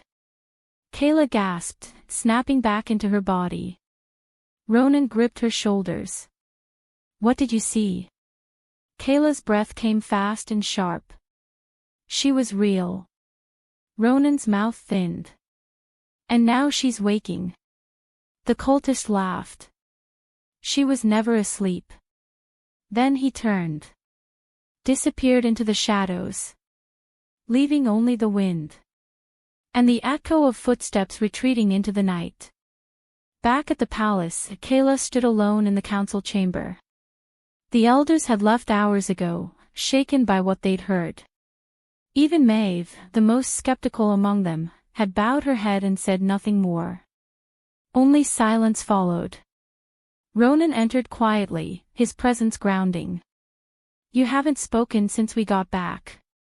Kayla didn't turn. "I'm afraid of what I might say." Ronan stepped closer. "Then let me speak." She finally looked at him. He studied her. "You saw her, didn't you?" Kayla nodded. "In my dream. In my mind. She was different." Ronan folded his arms. "How?" Kayla swallowed. "She looked like me." Silence stretched. Then Ronan exhaled. "Gods." Kayla turned to face him fully. She wasn't just the first Luna. She was the mother of our kind. And she was betrayed by her own people. Ronan's jaw clenched. "So they sealed her away." Kayla nodded. "To keep her from destroying everything." Ronan's voice dropped.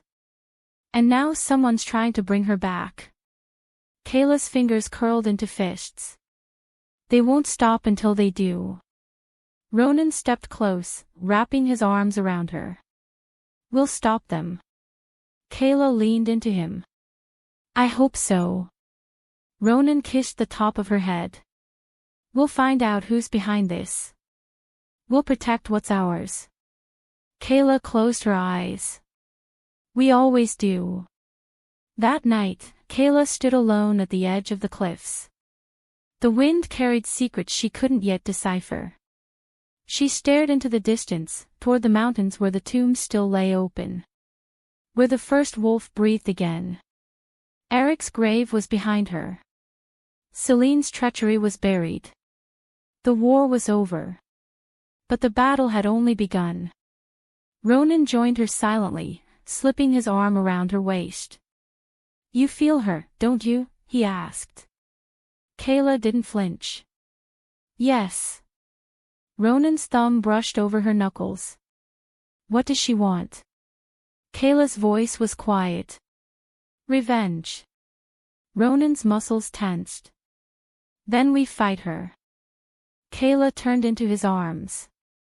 "We may have to." Ronan cupped her face. "Then we'll win." Kayla searched his face. "How can you be so sure?" His lips curved slightly. "Because you burn brighter than anyone I've ever known." Kayla's throat tightened. "And you burn like war." Ronan kissed her gently. "Then we rise together." The next morning, Kayla called the council. Mara, the elder witch, listened intently as Kayla spoke of the first wolf, of the cult, of the growing darkness in the north. The others were silent. Then Mara spoke. "This changes everything." Kayla nodded. "It already has." Mara hesitated. "There's something you must know." Kayla narrowed her eyes. "What?" Mara looked at Ronan. Then back at Kayla. "She chose you." Kayla's breath hitched. "What are you talking about?" Mara's voice was solemn. "The first wolf. She marked you the moment you survived the trial of flame.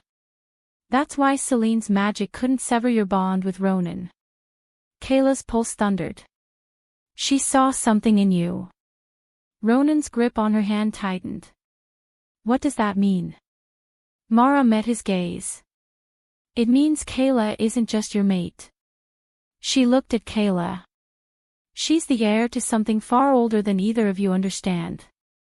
That night, Kayla stood before the mirror pool in the old grove. The water shimmered unnaturally. She dipped her fingers in. Heat surged through her veins. A voice, soft and knowing, wrapped around her thoughts. "You were born to rise." Kayla's eyes flashed gold. "I was born to survive." The voice chuckled. "Then prepare, daughter of fire. The first wolf remembers. And soon, she will remember you too. The water rippled. Then shattered. Kayla staggered back. Ronan caught her instantly. What happened? Kayla met his gaze. She knows who I am. Ronan's jaw clenched. Then she'll learn who we are. Weeks passed. The cult's influence spread. Strange omens appeared across the land, wolves vanishing in the night, dreams turning violent, shadows lingering longer than they should.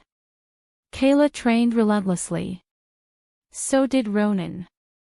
Their warriors prepared. The bonds between them grew stronger. But the tension never eased. The world held its breath. Waiting. Watching. Knowing something was coming. Something ancient. Something unstoppable. One evening, as the sun dipped below the horizon, Kayla stood atop the cliffs once more. Ronan was beside her, silent but present.